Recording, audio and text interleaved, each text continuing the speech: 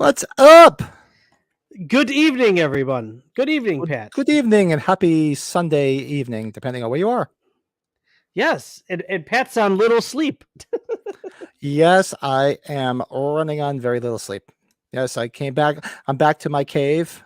I've since left Sweet Home, Alabama, and it was a long-ass trip home yesterday. The late flight. Sucked ass. But I'm happy to be back in the cave, chat with Brady. The only downside of tonight's podcast is Joe is still under the weather, and unfortunately, our gentle giant is not going to be joining us tonight, unfortunately. So if he's watching, jump in the chat if you want. Yes, we love Joe. you. We love you, Joe. Better. I mean, we need you back. So shout out to Big Joe. We do. Joe's a good friend, good co-host. Looking forward to having him back. Yep. So hopefully his work gets back to form, and we'll have him back on. So who we got in the chat? So we got to, let's see. Let me scroll back. Good buddy Joseph the Horror Guy's here. What's up, Joseph? Joseph. Stefan's here. Stefan, yep. Hello. Yes, there's a shit ton. There's more in the 90s than I thought, to be honest with you. So it's not so bad. Frostbite is Joe's neighbor. Yes, go knock on the door. Give him some love. He's a little under the weather. The 90s rule. 90s are one of those decades. Man, I must have partied a lot because I do remember stuff, but not a lot. I was we were just talking about it. I was 9 to 19, so that was those years. Don't ask how old Pat was. So, yeah, I don't. Yeah, so we've got Blake in the chat, Stefan, Joseph. Make sure I didn't miss anybody. Oh, Dave just showed up in there. Dave. Oh, Dave Albertson, how you been, man? Long time no see. Yeah. Awesome. Yeah, Pat. No, he's got a bad case of the bees. Candyman, good movie. Ooh. Yeah, Pat was pretty busy out of town. I was pretty busy with children's sports games and stuff. So we're looking forward to this tonight. We're looking forward. Yeah, this was I was really looking forward to this, getting back to my comfort zone and chatting movies. I mean, we had a great time. For those that hung out with us on Tuesday night while we did Halloween 6, it was great. It was a great watch along. And this Tuesday is going to be a labor of love for both Brett and I. So I will announce it shortly what we're doing this Tuesday. And this is something I think maybe we'll deviate from the horror, maybe in the middle of the month, every month. That'd be something cool. Yes, it's an early bonding Brett Pat experience movie, right, Pat? That'll be the best way. Yeah. We'll talk about it. Oh, Stefan, you're throwing a lot out there. We got a lot to talk about. Oh, yes. Stefan's got his list. Yeah, we got all the time to talk about it. We got plenty of time tonight. And what we usually do start with our beer review, because I'm losing my voice for some reason. It's very hoarse. I don't know why. Very hoarse. I need a chilled beverage. So let's do our quick beer review and and catch up with whatever else is going on.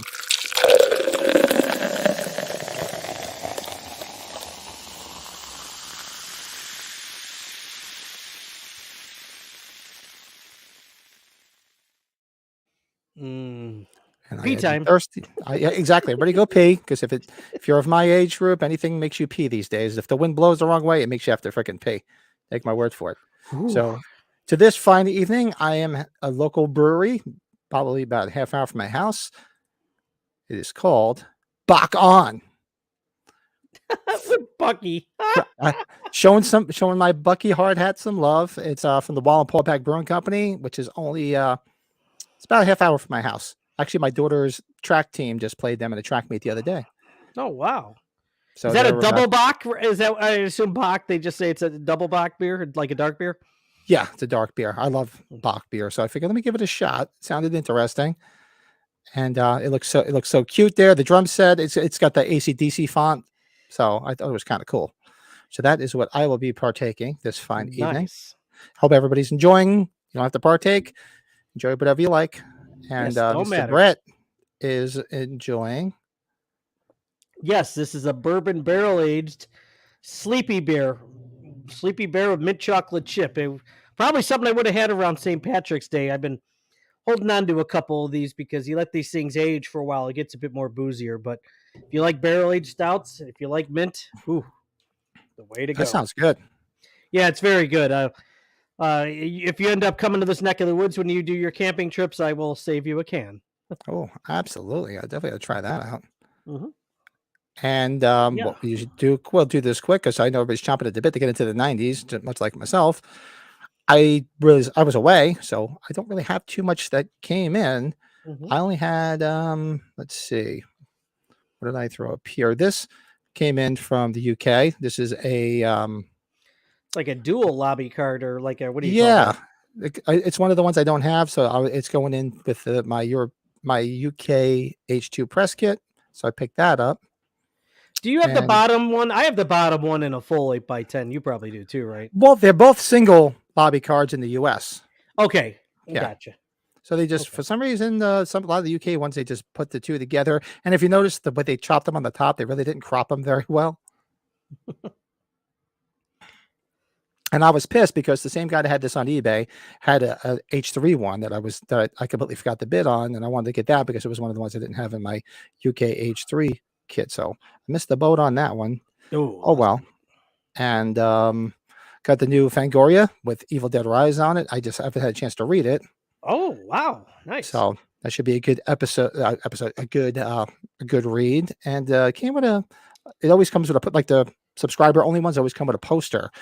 I haven't heard of this one, Godless, the Eastfield Exorcism. Have you heard of that coming out? No, what is it like? It's not like a like the platform like Shutter or anything, is it? I don't know. I literally just opened it up when I came home today, and I said, "All right, let me take pictures." So I have to read the issue to see what the hell it is, but it looks pretty cool. Do you do the subscription to Fangoria since it's what, quarterly or whatever it is? Yeah, it's like I forget what it's usually a discount for, like it's usually four issues for like, was it like $60 or something like that for the year? Remember when H40 happened? That was when they came back and they had that big issue for 2018. That issue, God, they had stacks of them. You could have just bought a ton of them. And now aren't those things worth a ton? Yeah. Oh, look, here's my daughter in the chat telling me that my puppies are listening. Petey and Parker. Nice. Oh God. Oh, Stefan's throwing them all in here. Holy crap! Yeah, we're gonna go run them all down. I'm gonna highlight everything you're talking about right there, Stefan. So we're getting there. Move quick. We'll move quick. We will move quickly. See what Brett got in. Oop, why didn't you come up here? Get back on there. There you go. Whenever we go back to those videos from Nightmare Toys to promote them, and maybe in a couple weeks, Pat, you and I will work on that. Is this the new stuff, or is this stuff you're gonna highlight? This was the stuff that I got at Nightmare Toys, but we should still show those videos sometime. We'll figure that out later. Yeah, now that I'm home and I can get everything together, I'll put all those videos because not Joe, Brett's got some cool video right from the convention where H45 is going to be. So it's pretty cool stuff. Yeah, I didn't have those Trick or Treat Studios ornaments yet. You probably did. I didn't have those yet. Those are cool. Yeah, I got them. Michael from Michael's Horror and Pinball. Yes. And that top one, that stopped me through airport security, as I was telling Pat last night. They stopped them at the airport and said, like, what the hell is this? What is this thing? Just a little H2 mask. And that's what you had for this week that you got in, correct? Yeah, that one, and then that stocking, and then, do you have the poster from the one poster that I got? Ah, there it is. Look at that. 24 by 36, yes, of Sienna and Lauren Lavero. She's going to be at Flashback Weekend here, so that's what I will get autographed. I was thinking about what would I get autographed from her, and that is it. I think I'm looking forward more to a picture of her with her. Yeah, good looking girl. That's an awesome poster. That is all the new stuff that everybody got this week. It was nice and light. Did you get this one? Yeah. Oh, I didn't know if that was going to be a spotlight or not. Yes, let me bring that one up there. Oh, was that a spotlight? I'm sorry. No, I didn't know if I guess the other stuff. What are you going to be used for your collectible spotlight later? Oh, maybe we'll do that. I'm sorry. We'll save that for later. Yeah, we'll save it for later. He'll go back in the box. It's a premature showing. Yes, premature showing. He couldn't hold back, and go back in the box, little doppelganger. Little doppelganger. Yep, dang Skippy. So yeah, we are talking about our love of the 90s horror.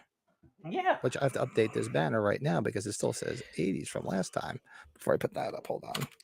That one slid by me. Our love of 1990s horror. Oof. So I'm gonna go right down the chat because Stefan was like, well, he was going. He was on a tear here. Get ready to go. Let's see. We did talk about 7 last week. Best music intro on YouTube. Thanks, bud. Stop it. Stop it. Oh, God. 7, though, we were talking 7 during our Halloween 6 watch along because 7 came out the week before Halloween 6 in Yes. 1995. And what's in the box? What's in the fucking box? Box. Freddy's Dead, Halloween 6, Candyman. Well, Joe's showing, here he is. He's showing us left Danielle Harris, but that was the decade before. You could say Danielle Harris for what, Urban Legend? Wasn't that late 90s? Yeah, She was in it that. was. Jason Goes to Hell, Bram Stoker's Dracula, Wolf. Jason Goes to Hell, also known as a remake of The Hidden. The Sorry, Hidden. I'm very defensive of The Hidden. Oh, Dracula, Dead and Loving It. Good movie. Dracula, Dead and Loving It. Oh, God. Child's Play 3. Leprechaun, Give Me My Gold. Wes Craven's The Nightmare. Sleepy Hollow. Probably Hocus my Pocus. second favorite Nightmare movie, New Nightmare. Yeah. Casper, Christina Ricci. Okay. Let's see. What else you got on here? The Blair Witch Project. Yeah, Urban Legend sucks, Steph. You're right, man. I just know Danielle Harris is in it. What's even worse was the second one. Yes. Make sure I'm catching everything Joseph, here. The Shining wasn't in the 90s. Yeah, he's on a different decade. He's stuck in the 80s, I think. Misery. The Shining 1980 or is it late 70s? And we will be The Shining is 1980. Oh, it is. Okay. And Misery will be that's going to be our movie review for this fine evening. And of course, 7. Yes, Misery. Let's see what else is it? Yeah, Child's Play 3.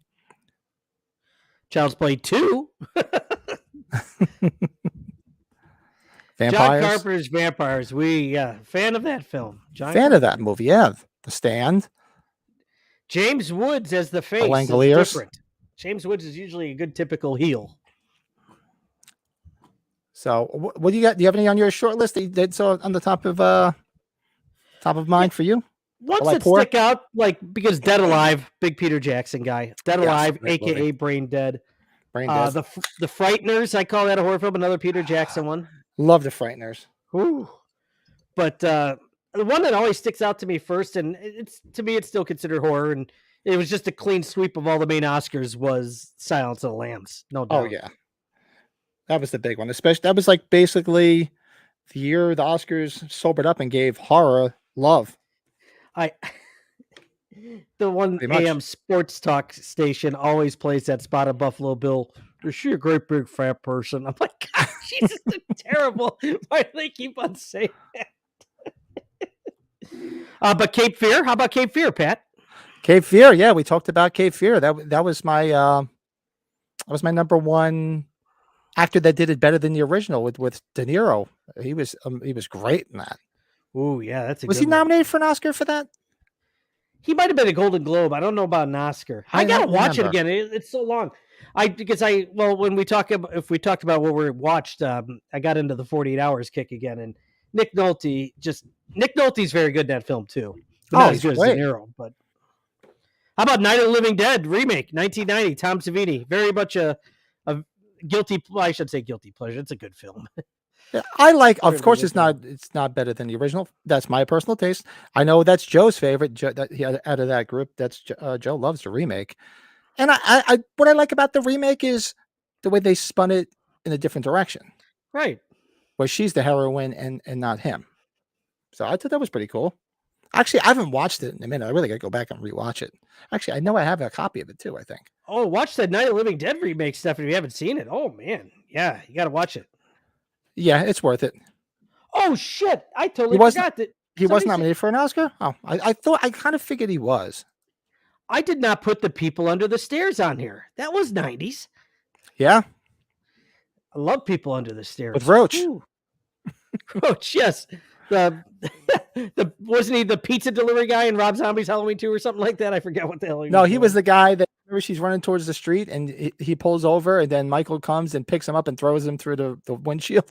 Yeah, and then he picks up the car, right? Yeah. And then he picks up the car and you can still see his body hanging out of it. That's Roach. Well, right at the end of the decade, and that was right when I graduated from high school. What came out that summer had to go to the theater 3 times in the city before it got a full release. The Blair Witch Project. That's Yeah, up the there Blair too. Witch Project, now it's very dated. It didn't age Yeah. well, but at the time, you can remember back then there wasn't a lot of found footage at all. I mean, what was the only what found footage movies were out that were horror before that? I Wasn't mean, you really had too many. no, I mean you had Cannibal Holocaust, which was way back from Ruggiero Diodato. And I'm trying to think of people in the chat if you guys remember. I don't remember what other. There probably were more, but I don't remember because the Blair Witch Project, it was big at the time. I mean, everybody had to go. I ran to the theater to see it because everybody's like talking about it, and it was a great concept. It really was. Yeah. And it made kudos to the people that did it because man, did they make a boatload of money? And they made a part 2, which kind of sucked.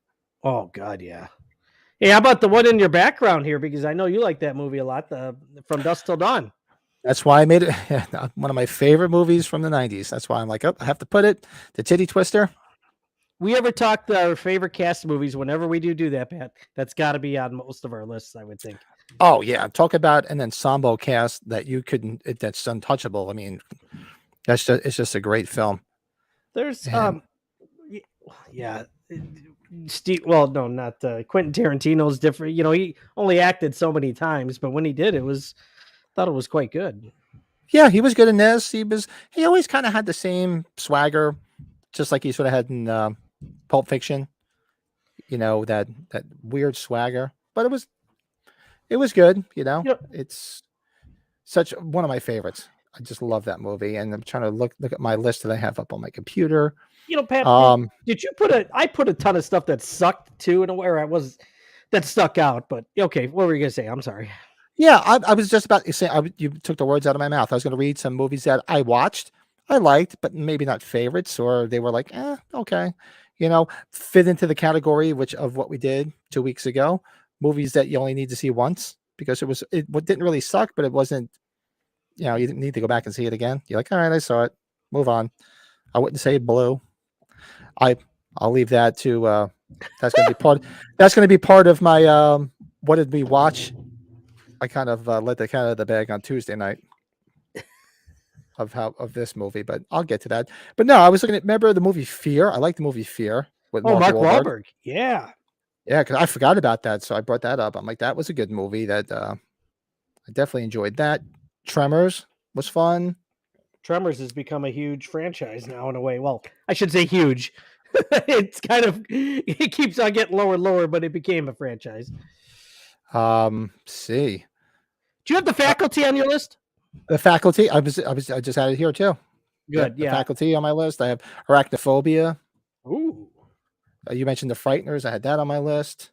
How about Species? Another good film. Species. Yep. I didn't have it on my list, but it's like a short list I have here too. I have a page up that's showing a lot of them. Go check out the Tremor. Did you watch got to see the first one? Yeah. The Faculty. Some people Buck, tell we don't you have a cat. Don't what? Oh yeah. We don't have a cat. We don't have a cow. We have a bull. Oh, wrong movie. Yeah, wrong movie. That's going to be one of ours. So basically, what we're alluding to is I think maybe what we'll do is maybe one watch along in the middle of the month, which is going to be this Tuesday. We'll deviate and do a comedy, and maybe we could do Kingpin next month. Oh yeah, Kingpin. Yeah. You don't have to twist my arm to do that movie. Hey, Arachnophobia is getting a remake. Is that a remake TV show or is that a full remake movie?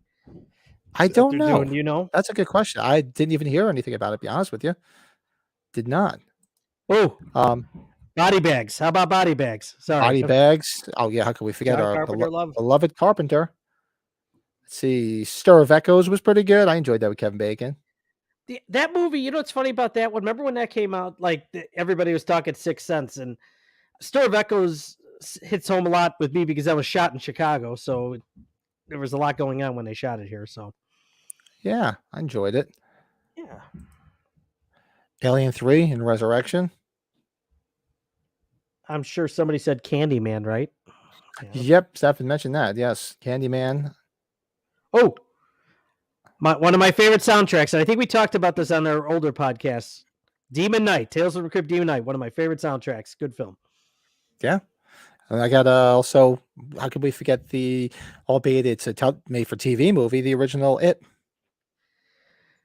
Yes, good old John Ritter, man. Tim Curry. Great. I mean, there's so much. Oh, and here, this one I almost forgot I had on my list because I remember when I first saw this movie, I had to watch it again just to try to understand it. But Jacob's Ladder. God, yeah, that was a bizarre one, wasn't It's it? just I after I watched it like the next day, I'm like, I got to go back and rewatch that so I can try to understand a little bit more what the hell was going on.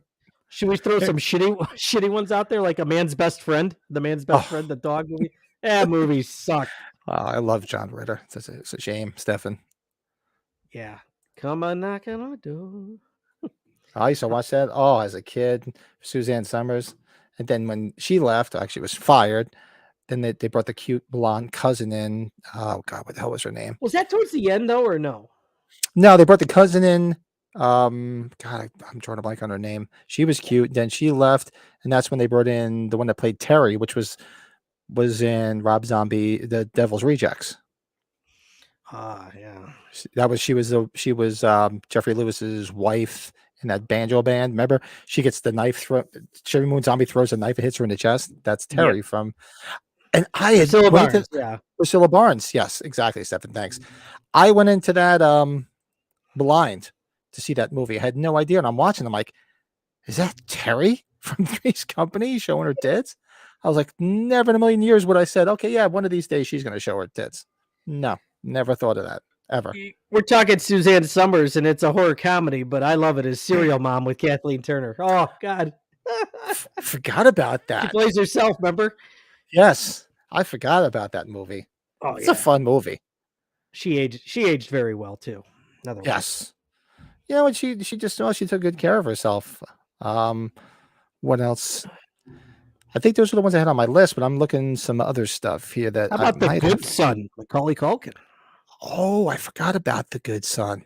That's a great movie. Elijah Wood, yeah. That's a real good movie. Well, Scream 2, because you have Scream, of course, then you have Scream 2. You know what? Did you guys ever see The Relic? I like The Relic. Another one shot in Chicago, guilty pleasure for me. Relic is a good film. I think I saw it maybe once, if I remember correctly. Give another chance.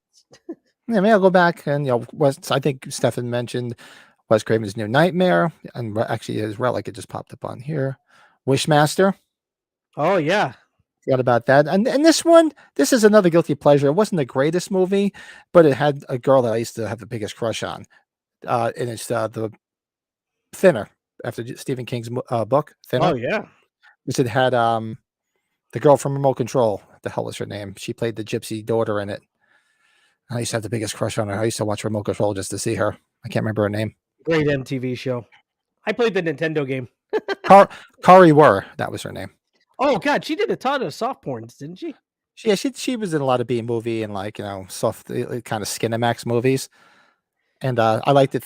Thinner, it was all right. It wasn't bad, but it was more so for her. And it was funny because I read that book years ago, back when I was in high school. And when they talked about making the movie, I'm like, how are they going to make this? But I guess it made sense. They put a fat suit on him and slowly took the suit off. I have to revisit that movie. I remember not liking it, but it's not the best, but it's an okay watch. How about Strangeland? I forgot about that film. Dee Snider.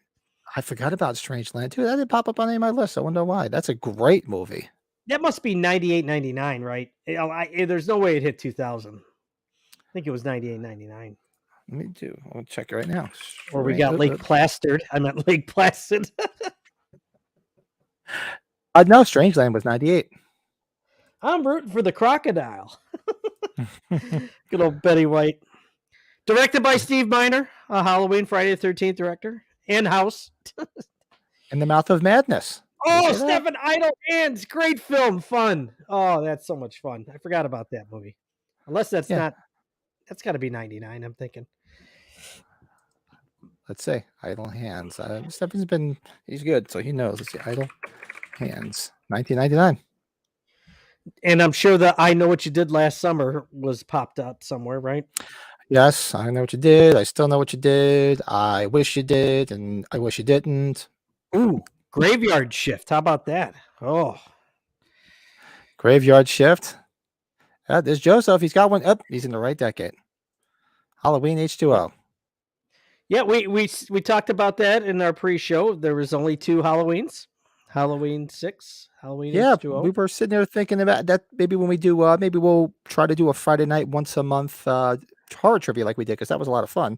That was a lot And of fun. that'll be a good trivia question. Okay, what Hey, decade had the Rob! most Halloweens? What decade had the least amount of Halloweens? Hey, what's up? Rob Windsor's in the house. The International Man of Mystery. Pat, I'm going to take that down. That's a good one.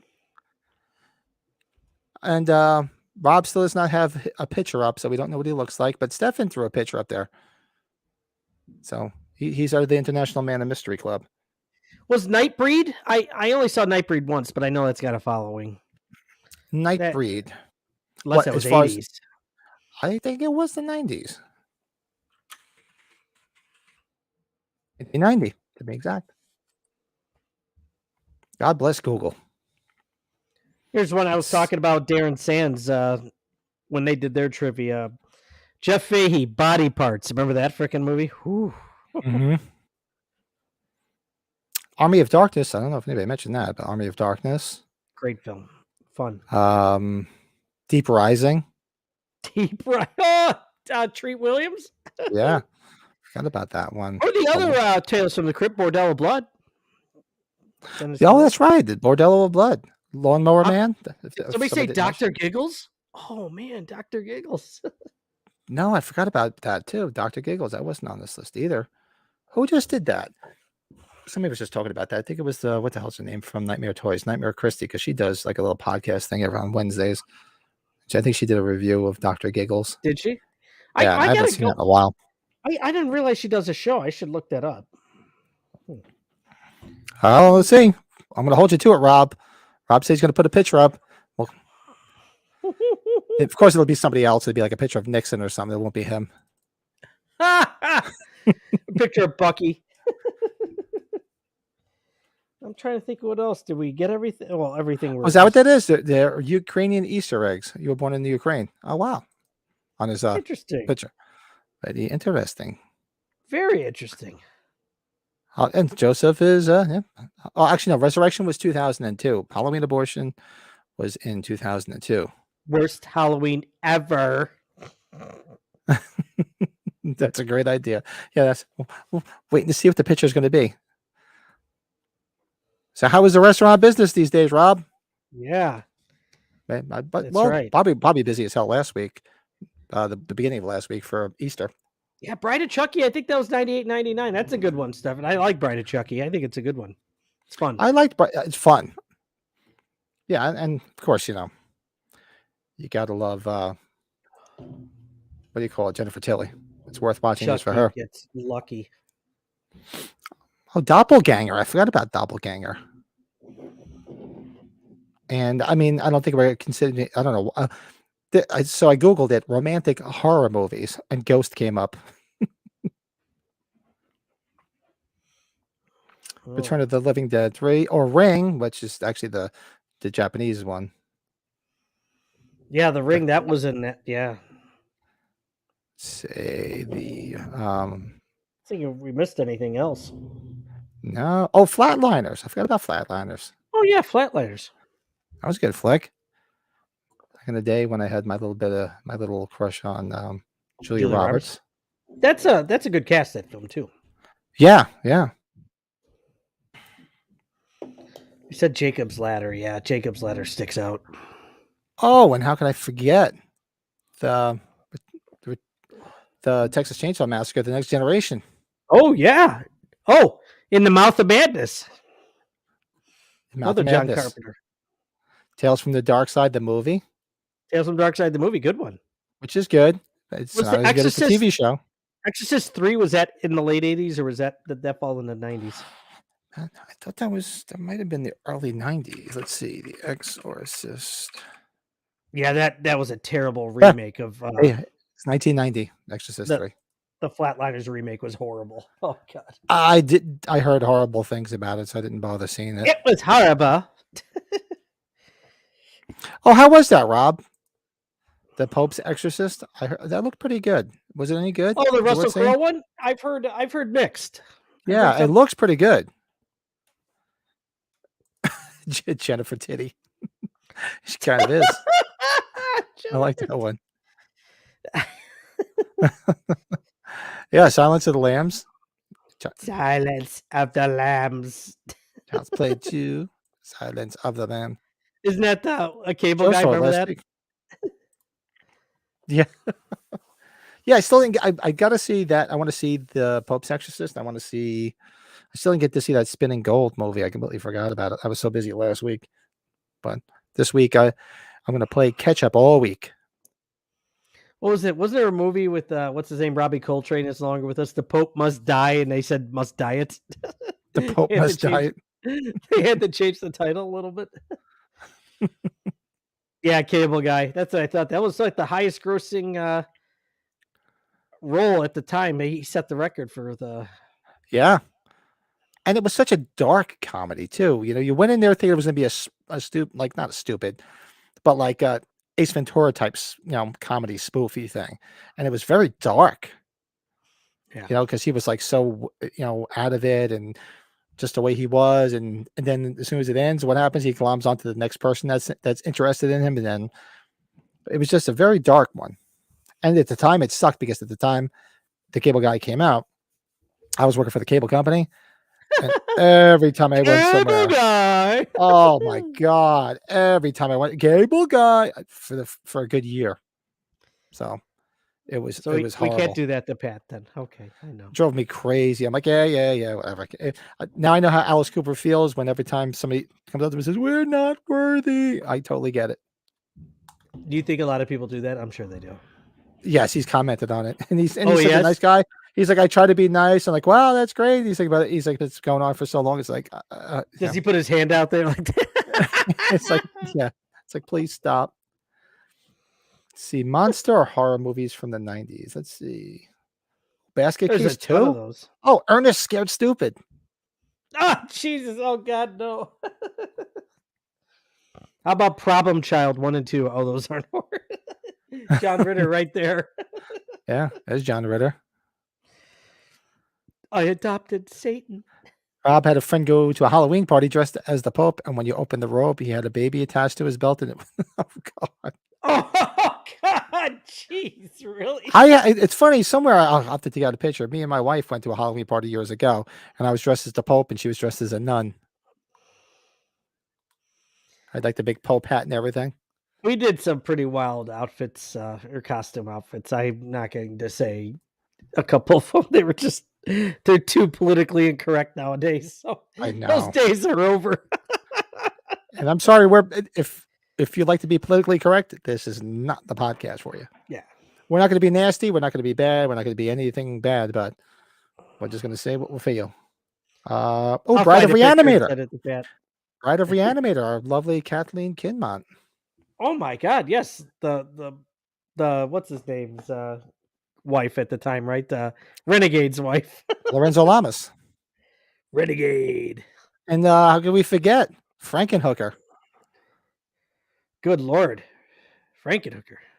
Forgot about that one. Let's see. Guilford Gottfried was in those the Problem Child movies too. Yeah. Ice Cream Man.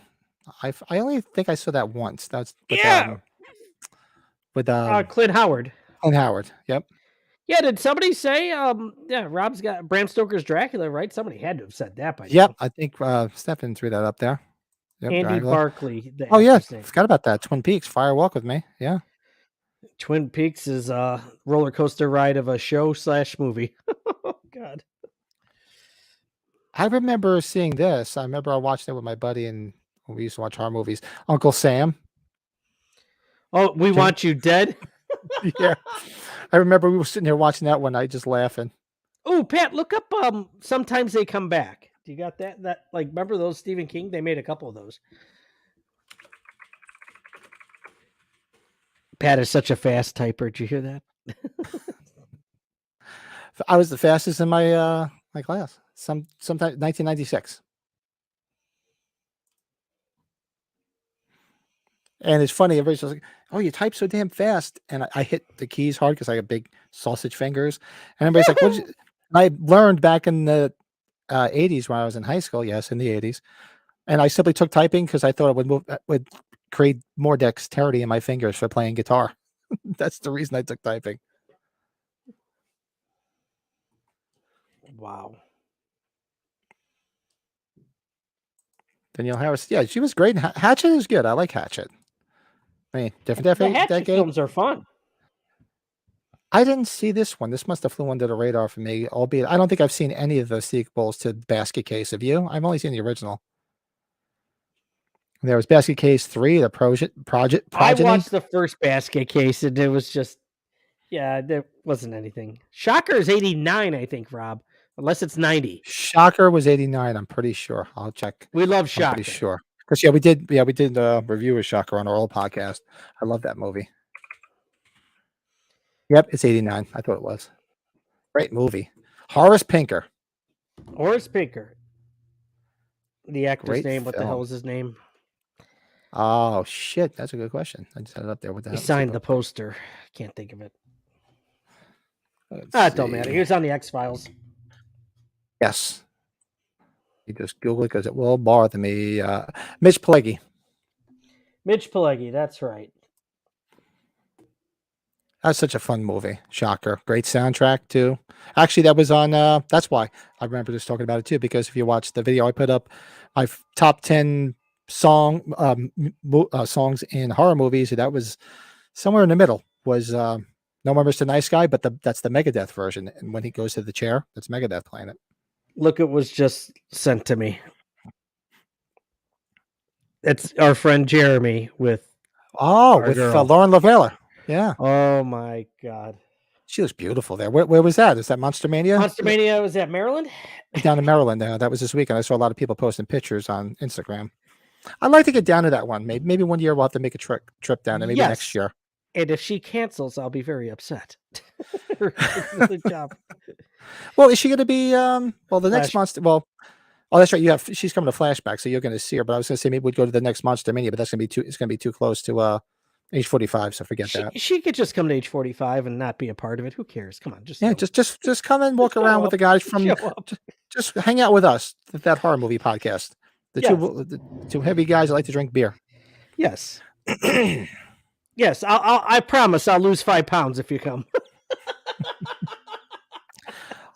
I was really trying. I'm like, while I'm away, I won't eat as much because I was basically doing 16-hour days, but I don't think I lost any weight. No, I think it was kind of hard, Pat, your situation. But what did I miss? What did I miss in the chat? Nothing said, well, I guess I have chlamydia. I don't know. What the fuck? I didn't see that. Help me out with that one, because I don't know. Hey, what's up, Ryan? I'm partial to Tamara Feldman in the role of Mary Beth in the first Hatchet over Danielle Harris. Oh, okay, because they're talking about Hatchet. Hi, Ryan. I didn't say hello to him. Hello, Ryan. Yeah, Hatchet is a fun movie. I hope she's still hot. Did you ever see Audition? Did you ever see the movie Audition? Wasn't that one of those like the Japanese horror fest movies? It was like that torture porn sort of, where the girl's like torturing the guy. Probably about 10 years old. It's it was 99. I thought it was in the 2000s, but it says 1999. I never watched it. I know the premise of it, but I'm like, I'm not really into the torture porn stuff. I mean, I could tolerate the Saw movies and I love the Terrifiers. I like Hostel. The first Hostel is good, but after once was enough. Once was enough. Right in that same category. Only need to see it once. Hostel. Only need to see it once. At least they had a cool concept. I thought that once you got the plot twist of what the hell was going on, halfway through, you're like, oh, okay, I can dig this. Yep. Oh, Phantasm 3, Lord of the Dead. That was there. What is this? I didn't see this one. Did you see Project Metal Beast? No, I never saw that. Hell is I've never heard of that one. Barry Bostwick is in it? And is it Kim Delaney and Barry Bostwick? 1995. Did not see that one. Hold on, I'm going to click on that and see. Sounds interesting. Project Metal Beast. It's free on Tubi. Yeah, like after the other that first Hostel 2 and 3 were just. I never saw 3. I saw 2, but I never saw 3. 3 was straight to video, if I remember right. You know what? Because it was, it's just, Oh, and psychological horror thrillers, if you want to include The Sixth Sense. Sixth Sense, or I forgot. I think it was Stefan that said The Game with Michael Douglas. That was the one I was telling you. I never had to watch it again after I first saw it. It was so good. It was just once you knew what was going on. But I think it's time to revisit that again. So. Mm-hmm. Yeah, Hustle was just fucked up. The second one is the best with the hell's her name? Where they hang her upside down, like the woman takes the blood bath. That was crazy. That was a crazy scene. That was bizarre, wasn't it? Yeah. Heather Matarazzo, that was her. That girl. Oh, that girl from the Scream movies, right? Wasn't she one of? She's isn't she whatchamacallit's brother, Jamie Kennedy's brother in those movies? Is that the same girl? Yeah, Heather Matarazzo. Yep, she was in that Welcome to the Dollhouse. I think that was the big movie she was in back in the day. I don't think it was a total horror film, but remember Pacific Heights with Michael Keaton? He's crazy in that movie. Oh yeah. I'm trying to think. I think we got them all. I mean, let us know if we missed any. Yeah. I'm looking to see some, like maybe some B ones that we may have seen. Oh, excuse me. Well, Stefan, those might have been my first I ever saw too. What's that? What's what? He said Karen's was the first boobs he ever saw in a film. Karen in Halloween 2. Oh, that is a good question. What did the first boobs I ever saw? Mine might have been Creepshow 2, of course, because we've talked about that many times. Probably. Well, the first boobs in a film, it probably, believe it or not, yeah, I'm probably right there. The first boobs I probably saw was in Halloween 2 in a movie. The first boobs I ever saw was admittedly, now I'm older than everybody else. It's back in the day when, your dads would have those adult magazines that they would hide, but they never hid them well enough. I'd always find them. Back in the day when people bought print porn, now it's just everything's on the internet. Oh, Steph, you got to watch those first 2 Creepshow movies from the 80s, man. Oh, God. Never saw Creepshow? Oh, God, you'll love Creepshow. Go back and see Creepshow. Yeah, don't let people tell you say the second one sucked, because the second one's good. Second one was great. Yeah, the hitchhiker. Thanks for the ride, lady. Yes. Hey, lady. Thanks for the ride. Thanks for the ride, lady. Oh, you see her chest too. Remember, she was like flat as a board. Yes, but she was pretty, and they were okay for what she was. Yeah, it was just it's just some adultery. That's all. Yeah. I think that was the message they were getting across. Be a good wife. American Werewolf in Paris. No comment. I'm just going to leave that one there. Just walk away. Don't look at it. Just walk away. You might as well bring up Vampire in Brooklyn. I think somebody did. I think somebody had it in the chat. Oh, somebody did? Shit. Yeah. Eddie Murphy, Wes Craven. Oh, yeah. That was on Joe's list of ones that he liked, I think. For, I forget what it was, because it was, which is to each his own. Eddie took a chance there, man. Eddie, at that time, could do whatever, Yeah. People throwing money at him. He was making movies. They were either hit or misses. Oh, Pat, I got to tell you, Dr. Giggles, you wrote that one up before. Dr. Giggles I got to go revisit that. It's been a minute. It's been a minute, too. But Larry Drake around that time he had, obviously, L.A. Law, but then he was Durant in Darkman movies. That was a lot of fun. Movies. I bought the 48 Hours, the 4K / Blu-ray 2-pack of the 48 Hours movies. Uh-huh. And there's a 20-minute documentary with Walter Hill talking on both movies, and just because obviously he was hot off of the Warriors when he did 48 Hours, but it's cool to hear how 48 Hours came together. It was a fast production, but we'll talk about that off the air. Yeah, you better tell him what he wants. He's having a ball with this hood, Luther. That movie pretty much got Eddie Murphy out of just doing comedy and went straight into movies, showbiz. That was his first movie. And he was also in which I haven't seen on here, which is from it was from the 80s. That's why it's not the 90s. I love that movie, Dreamscape. Oh, freaking Dennis Quaid. Dennis Quaid, and he's in it too. He plays the guy that's in the dreams killing people. He's getting paid to kill people in their dreams. Oh. That's a great movie. That's the 80s. Repossessed. Forgot about Repossessed. Oh, the great Leslie Nielsen. 11 got married from Stranger Things. I didn't know that. Oh, I guess she's old enough. Who? What? Millie Bobby Brown. Yeah. Or Miley, whatever her first name is. Stranger Things is married now? Ooh. Hey, brain scan. Forgot about that. Edward freaking Furlong and Frank Langella. Damn. That was the one R-rated movie I got kicked out of because we snuck into it. We bought tickets. We bought tickets for White Fang 2. Or White Fang. I'm still looking to see if there's other stuff that we might have missed that we did not discuss. Some weird Japanese movies. Did somebody say really Village of the Damned, the John Carpenter one? I think somebody did earlier. Yep. Another good cast. The Amityville Curse, 1990. Geez. There's an Amityville every year now. Yeah. Like 6 different production companies own the rights to it. Oh, I forgot about this Congo. Congo wasn't bad. Tim Curry. Yeah, wasn't so bad.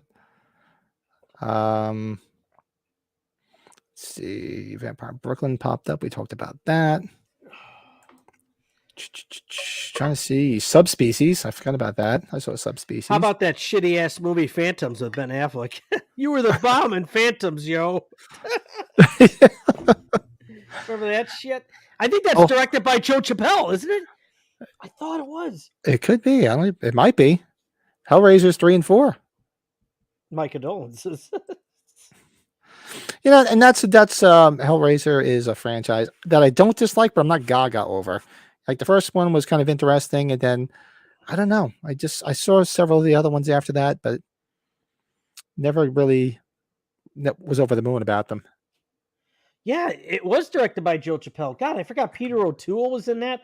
Rose McGowan, yeah. Liev Schreiber and Ben Affleck. Yeah. Oh, here it is. Yep, you mentioned this before. The Good Son. Oh yeah. Pacific Heights. You mentioned that. Let's not forget about the worst remake known to mankind, Psycho. The remake to Psycho. Oh God, was that in the 90s? I think I've blocked it out of my head. I think it was 99. I could be wrong. Yeah, that was absolutely not necessary. Let's see. Remake. Isn't that? Yep, 1998. Shout out to the late great Anne Heche. Still, that video freaks me out with her rising on that fucking stretcher. Oh, man. I've never seen it.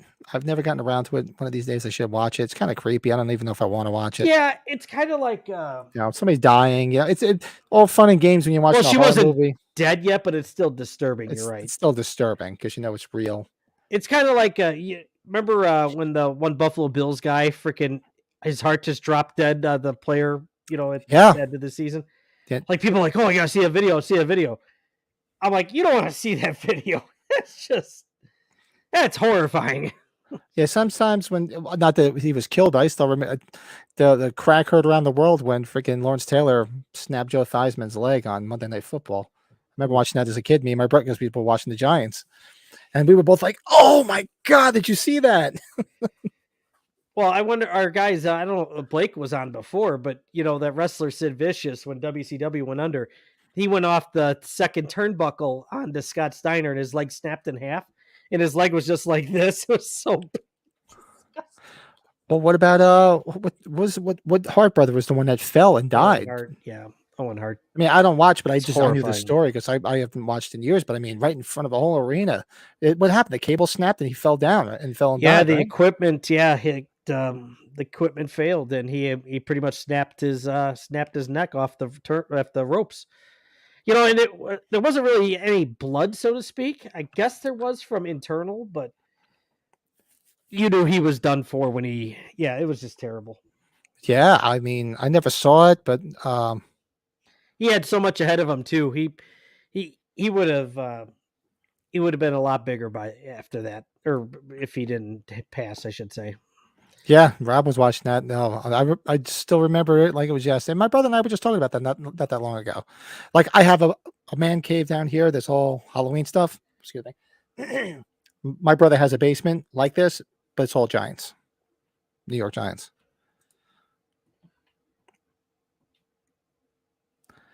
Yeah, I think it was even more than that, Rob. I thought he flew a lot more than that.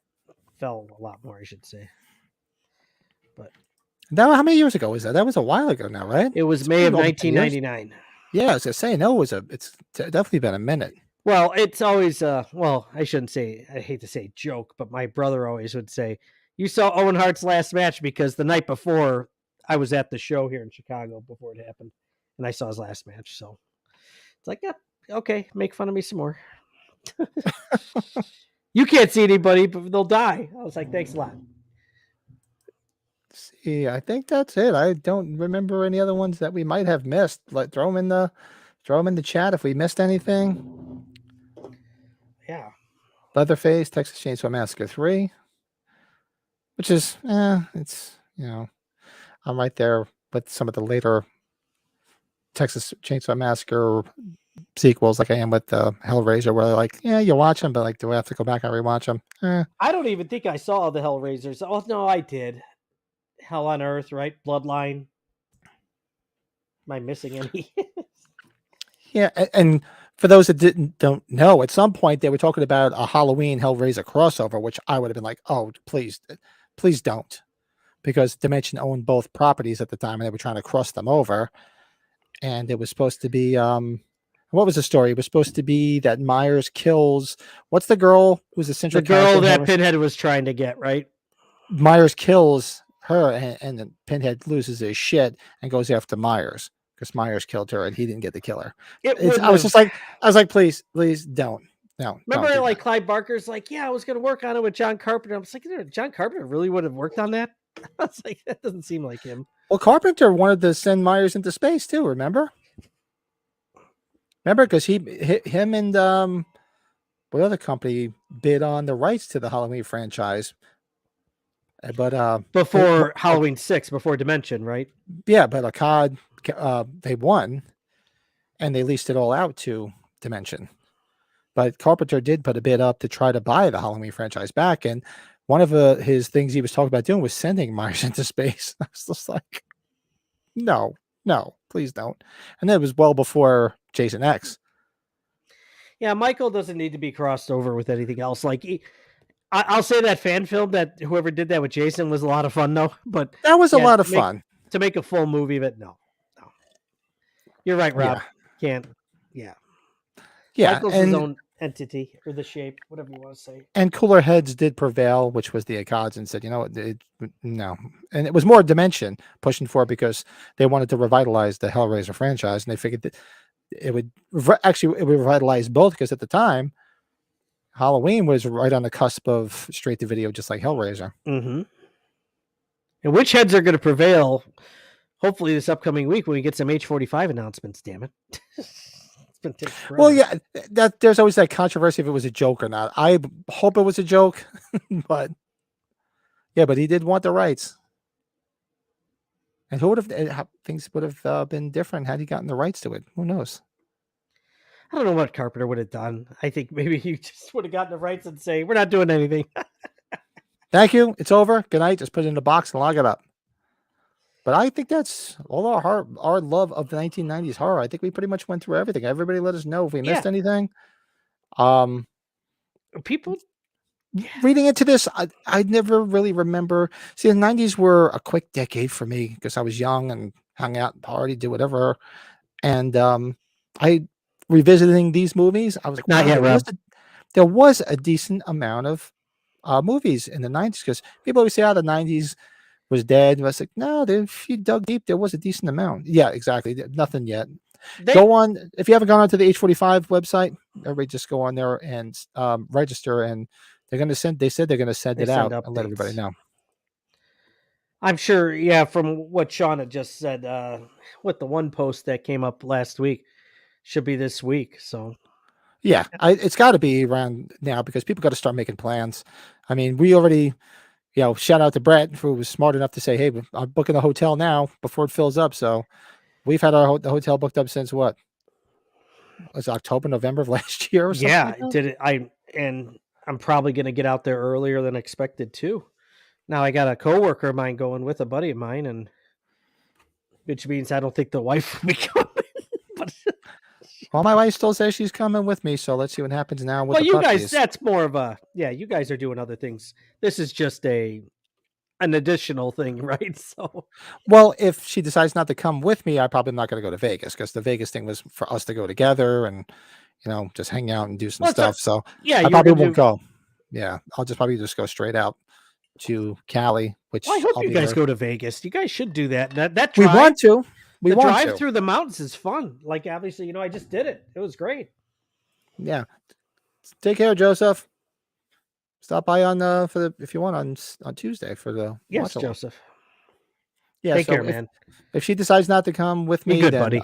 I'll go straight to California, and maybe I'll go out a little bit earlier. You never know because I'm supposed to be there Thursday to Monday, so maybe I'll go out a little bit earlier if she decides not to come.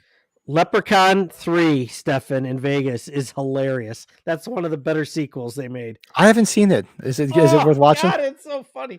Where the girl wishes that she could have bigger boobs. She blows up. No, that might be one I have to go watch. I love watching ones that are just so spoofy and stupid because they're a fun watch. You can't help but laugh. Oh God, yeah. They're a lot of fun. Yeah, 90s horror, there's a lot of good The stuff, bad man. taker. What's that? There's a lot of good stuff in the 90s. There's some There bad was stuff, more than obviously. there was more than I thought. There was a lot of shitty ones, or mediocre ones, or to your own taste, whether you like them or not. It's entirely subjective. But those are pretty much all the ones that I think that we What do you think, we're Captain Kirk? talking about. How's it going, Eisenhower? Yeah. How's it going, Eisenhower? Yeah, he's got a little bit of the Eisenhower going. He was at Monster Mania this weekend, Mr. Shatner. Oh, he was right. Yeah, he probably made a shit ton of money. But whoo, The Mummy, 1999. Okay. Change that as well because I was trying to get everything done. I slept late today and I got up. I'm like, damn, I got a lot of shit to do. Event Horizon. There's a following for that film. I did not like it. Oh. Event Horizon. I did not see it. I've heard of it, but did not see it. Is it worth watching or? It was horrible. Straight ass cheeks. Straight As ass cheeks. Shout out to Joe. Get better. We need you back, buddy. Yes. Straight. Yeah, that's his line, right? That is his This is. I'll never take credit for it. That's him. That's why I was up. Just like Joe says, straight ass cheeks. How many sushis would we give it? Maybe that's when we do our movie review. We'll talk sushis. Yeah, we'll do the sushi review tonight in Joe's honor. And we're hoping he gets better soon. As much as I can't stand sushi, and well, Pat has to deal with it a bit more. He eats a bit more seafood than I do. You don't like sushi? I love sushi. Oh yeah, you'd get along with Lisa well on that. Then she loves. Yeah, sushi. both me and the wife do. We love sushi. Yeah, give her some eel or some whatever California shrimp or California rolls, whatever that shit. Mm-hmm. Yeah, get it with the spicy stuff. What the hell am I drawing a blank on it now? The green, real spicy shit. I love that stuff. The wasabi? I eat that shit. The wasabi. That's it. Sherry moved zombie has hot ass cheeks and 1,000 corpses. Good looking woman. Tell you, she's aging pretty well too. She's still a pretty woman. I'm not a fan of her acting, but albeit I don't think she did a horrible job in the first Halloween. I thought that was her best acting role that she's ever done. It wasn't that bad. We don't talk about her in the second Halloween. God, awful. God, I mean, granted, she's got the spoofy character in the devil, and as the Firefly family, so you just expect that, right? So it is what it is. Of course, it's not Oscar worthy, but as far as like doing like a real acting portrayal, I think she did okay for what she did in Halloween. Lords of Salem is pure dog shit. That movie was awful. Yes, yeah, it's still. I tried sitting through it again. It was on Pluto TV one night, and I flicked it on, and I was like, no. Oh, we got an ass subject in the thing here. Stefan's going to town. Sharon Oh, Stone's ass. Natasha Henstridge in Species. Why don't We you should throw just Kelly Lynch's in Roadhouse, huh? yes. Why don't we just we should we did our top 5 best boobs in horror. Great ass. Yes. Why don't we just do our top 5 top 5 asses? I'm an ass man. I love You that. do know you got complimented for your Pacino Did I? impersonation. Yeah. Oh, you don't remember Right. that? Oh, okay. Did what for what? I don't remember. The crazy. Oh, I know what you're talking about. Now I got it. Yeah, 2 and 2 together. Got it. But yeah, we should do that. We'll make it a top 5 hottest. Well, I'll have to say girls' asses because we don't need to see any hairy man ass. Shout out to the women that actually watch the podcast because I don't think any women watch it. The top 5 tits. Well, we all know Deborah Voorhees is up there. We've talked about that before. Yeah, we did it on an old podcast, Def, and maybe we'll have to revisit our top 5 tits. I think, if I remember correctly, my number 1 was Deborah Voorhees in Friday 5. You know, they're just perfectly natural, and everything I put on my Christmas list is right there. Psh, psh, psh, psh. Just makes you think of Kingpin. Hey, Rob's on board. Yes, let's do the ass one. Actually, if somebody popped in the chat that wouldn't sound well. Yes, let's do the ass one. I'm an ass man. Is it that kind of podcast?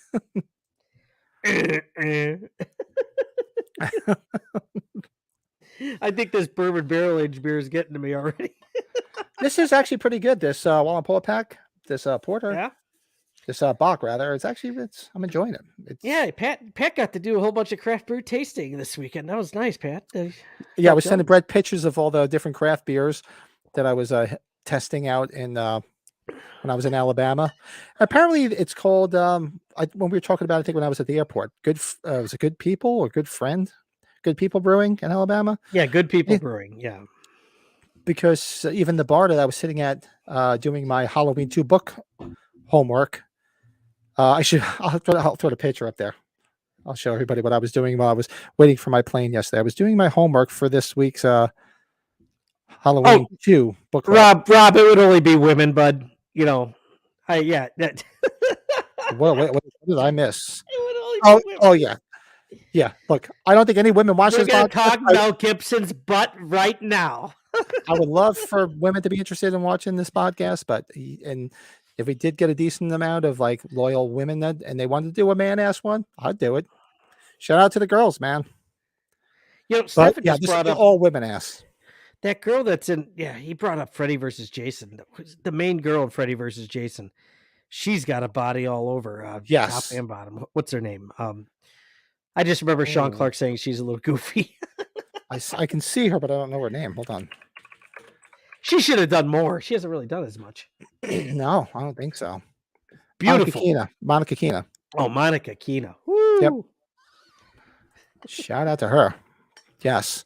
Yeah. So I'm on dice. I'm definitely on board. Did you write that down? But you have to do our top. My wife will see my notes here one day and be like, why is Pat talking about top 5 asses? I'm circling great ass, and then my wife will be like, great ass. I have to take that clip and throw it up here. Speaking of, we see Robin with Matt on the Halloween Daily News. He's probably gonna do one tomorrow, I'm assuming. We'll have to be on there tomorrow night. Matt. Well, yeah, he didn't do one last week, so yeah, he's probably due for one. Let me send this to a picture, and I'll show everybody how I was being faithful, doing my homework for this Thursday night. So, right. Unfortunately, I've never looked at a man's ass and got hard, so I won't be much help on that one. Yes. You know what?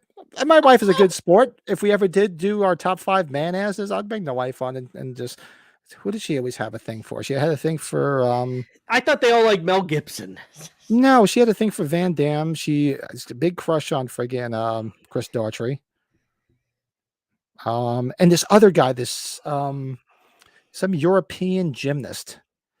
Because my daughter used to do gymnastics and used to look at all this this gymnast stuff, and it was this one guy who was, he was freaking ripped, good looking guy, and she had a crush on. She was like, I'm like, you like him? She's like, I bet you Patrick Swayze had a great ass. Sorry, we gotta get off this subject. I'm freaking done. Yeah, we really strayed onto asses. What do we got?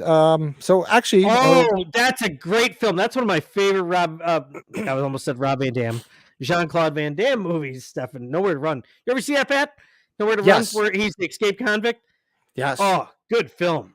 Very good film. Rosanna Arquette, man, she in her day was a piece. I mean, for Christ's sake, look at the guy from Toto writing a song about her because he was so obsessed with her.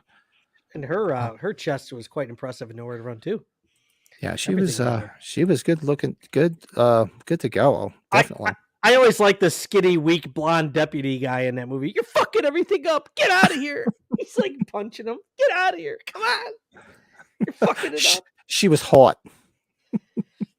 Oh God, I just like the villain. The one, well, we have Buffalo Bill in that. What's his name? Ted Levine. But Ted Levine, yeah. The other villain's the guy from Lethal Weapon 2, the old dude. Diplomatic immunity. Remember that guy? All right, come on. I'm trying to save that. I'm going to bring the image up, so we'll move along because we'll get away from man-ass before we really. Before it gets too out of control. I think we passed the bill for women's rights a while back. Yes, hey, why not? They have every right to check out some nice asses if they want. But we're going to move along because since we're doing our we did our love of 90s, we are going to do a movie review, and everybody to join in. Movie review of Misery.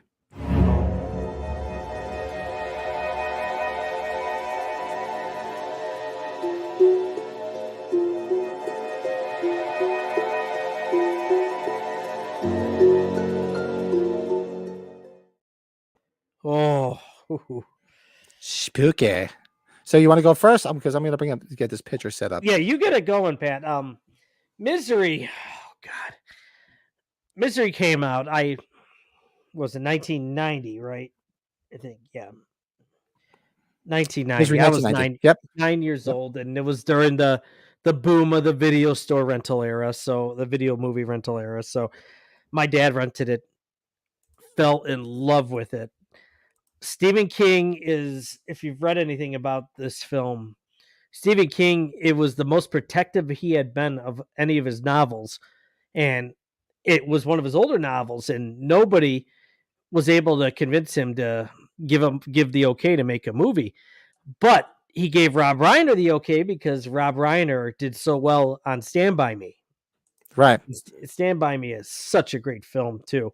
I haven't watched Stand By Me in a long time, but the cast that was involved, how they casted this movie, Rob Reiner, he offered the movie to at least a half a dozen actors before Jimmy Caan took it, from Redford to Beatty to William Hurt, Dreyfuss, Nicholson, until they jumped on to Jimmy Caan. And Kathy Bates, I guess at the time, I didn't know too much about Kathy Bates at the time, but I guess she was a pretty well-known stage actress at the time. Right. Yeah. She was Broadway. And she hit it out of the park. They accepted it and everything. And her and Jimmy Caan, like, the filming went great, but she was more of a rehearsal actress because she was on stage. Jimmy Caan was very minimal rehearsals. So they kind of had a little bit of a clash of that. So, Rob Reiner had to kind of juggle that, a little bit help here, a little bit there. So they both did a hell of a job. Kathy Bates deserved her Oscar big time. If she didn't win, or she had I think she swept most of the awards that year for that role. She had to. She did. And what deservedly. Absolutely. She was creepy as fuck. Yeah. There's a couple things here. What do we got here? Stand By Me, all those. I know there was one time Jimmy Caan showed up hungover to the set. All of his scenes they shot, and they looked at dailies, and they're like, this ain't going to work. And he felt so bad he was willing to pay them back the money that he cost them after dailies. He's like, I won't do that again. Oh, wait. Blake's back. I saw you guys going to do the review of Any Which Way You Can, which I love. Any Which Way You Can. I love both of them. Every Which Way Loose, Any Which Way You Can. Love that. Any Which Way You Can was the second one. And that was the second one. I think I like the second one better, but the first one's still good too. That's obviously where he goes to fight the Tank Murdoch. He's Tank. Yep. the big fighter that he's going to fight, and they become like friends, and they basically, you know, eventually become friends. Great, it's a great movie. But Blake, you just missed. We were just talking about man ass for about 20 minutes. So Oh yeah, you missed that. go back and somehow we got on. We were talking about girls' asses, and then we had the 20-minute tirade on man ass, not mayonnaise, but man ass. Well, But oh yeah, with what were we talking? Misery. Misery, yep. Yeah, Richard Farnsworth played the sheriff, right? And Richard Farnsworth, I didn't know too much about him until Misery, you know. And then he was in the end of the Getaway remake with Kim Basinger and Alec Baldwin, but he got all this critical acclaim for the movie where he traveled with the lawnmower, you know, Straight Story. And he won. I don't know if he won for that movie, but he was up for awards for that. But you know, fine veteran actor. But excellent film. There's some minor tweaks to the book compared to the movie, but nothing that Stephen King was upset with. He really, actually, Rob Reiner changed some things that Stephen King liked more than what he did in the book. So, but yeah, I will. If you want me to give my review right away here, Pat, I will give this a solid 8. It's very good. Oh yeah, solid 8 sushis in honor of Joe. 8 sushis in honor of our sick friend. I echo everything Brett says. There's some great. I mean, the atmosphere is so great. It's so dark. You feel like you're painted into a corner because he's stuck there, and it's so great because you watch her transform from, you think like she's a sweet, innocent person that's going to really help him, and then you start to see her go down this dark path, you know. And it's just so freaking creepy as hell. Shout out to Kathy Bates. I mean, she was brilliant in this movie. She's great in a lot of things. I mean, I loved her in all the American Horror Story seasons. She was great in that. I thought she was hysterical in The Office. If anybody watches The Office, she was in The Office in the latter seasons. She was great on that. She was played what the hell is her name? Sheldon's wife's mother in Big Bang Theory. She was hysterical. She was Sheldon's wife's mother, and her husband was Teller from Penn and Teller. Great shit. Wasn't she Billy Bob's mom in the Bad Santa sequel too? Which was so weird. I think so. Yeah. Yeah. So just great. I mean, the whole thing where he's trying to figure out a way out of everything. He's saving all those tranquilizers because he tries to drug her to try to get away. And, you know, we all know the scene when she finds out he's trying to get away. And, oh, my God, I remember seeing that in the theater. That whole theater gasped when she hit it, that sledgehammer hit his foot, and you saw the ankle. You heard a collective gasp. Never heard that before. And it was just a great film. Plays out great. And the tension in the third act is just unbelievable. And I'm right there with you. I'd probably give it I don't know, man. I'd maybe give it a solid 8.5. Well, it's that good. Now, I don't know if you read, like in the book, she take one of his legs off, I think is what it was, or she took one of his feet. I could be wrong. I think they changed it for the movie, obviously, but I never read the books. I don't know. Maybe. You know, I never read the book. You think about how Stephen King wrote this book, though. It's kind of like how he gets accused of all of his shit when he's writing. That's how this idea came up, right? Yeah. Like, oh, why do you do this? Why do you do that? Think about this, Pat. We should probably do a fantasy casting of the Misery story for Halloween, though. Like, who plays David Gordon Green? Who's gonna kidnap David Gordon Green? Who's gonna kidnap him and take his freaking ankles off? You imagine that, right? So there's fans that would be like, "Oh, we gotta take this guy out." I know how the scene would play out. Michael doesn't die. David Gordon Green would be in the bed like James Caan, and there would be a line of people with sledgehammers, sort of like in Airplane when they're all in line ready to smack the woman that's, I gotta get out of here, calm down, get a hold of yourself. And there's all a line of people. One's got a bat, one's got a gun, and they're all ready to hit her. That's what everybody be in line to kill him for what he did. Corey needs to be taken behind the shed and ass whipped. Just like, make her bark like a dog. Well, it's good to know. I did inform Blake on what he missed, and it's nice to know that Blake does love man ass. Nothing wrong with man ass. We're all sitting on one right now. We need it for Oh. something. It's good for something. Okay, we need to know what the number one is then. Ghost is back. Like I think maybe they didn't during the Roadhouse episode, but Patrick Swayze's got to be in there, right? Yeah. I think the man S has just returned. Well, remember everybody talked about Mel Gibson, wasn't it? Like 30 years ago, it was always his because of Lethal Weapon. Oh, What happened? Joe's he's been sick and a little under the weather, so he's just trying to recoup, and it's been some medications just kind of making him tired. So Joe's like, if I'm not going to do it 100%, he doesn't want to do it. So hopefully, I'll be back soon. Shout out to him, and yeah, that's what's good about having three guys like you too, because I was gone for a couple of weeks when I was out west, and so Joe and Pat, kept the fort together. And Van Damme, somebody said Van Damme before, right? Oh, yeah. Sorry, yeah, I got it backwards, Blake. Yeah, Jack Wilson was in the second one. Tank Murdoch was the first one. Every Which Way But Loose. One of my favorite scenes, man. Every time those bikers pull up, they play that music because all the bikers are a bunch of fucking goofballs, and they pull up and they pull up in front of Philo Beto's house, and there's what the hell's her name? The old lady, which plays his mom, Ruth Gordon. Oh, Ruth Gordon, yeah.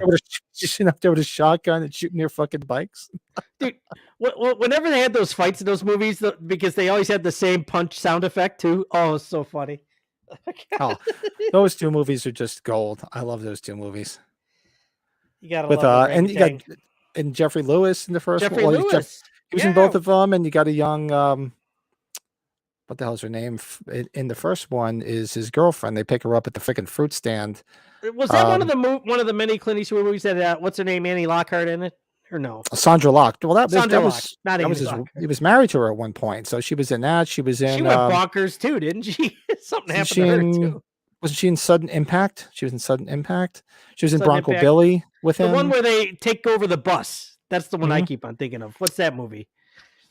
The one where they take over the bus. Yeah, him and Clint and her on the bus. I'm drawing a blank, and I'm also drawing a blank on Every Which Way But Loose. It was help me out because I'm forgetting. Jeffrey Lewis's girlfriend, and it was Chevy Chase's wife in Vacation. Beverly D'Angelo. How could I forget? Oh, she was in Young. Yep, there she goes. Thank you. Finally helped me out with that one.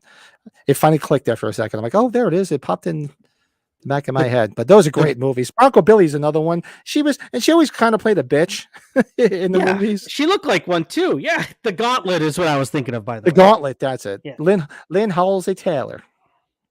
She died too. She died a few years ago. She just died recently too. Yeah. What was it? I'm looking at it here. Yeah, she died not that long ago. 74. She looked very beautiful. It looked very pretty. There's no doubt about it. She aged well. Yeah.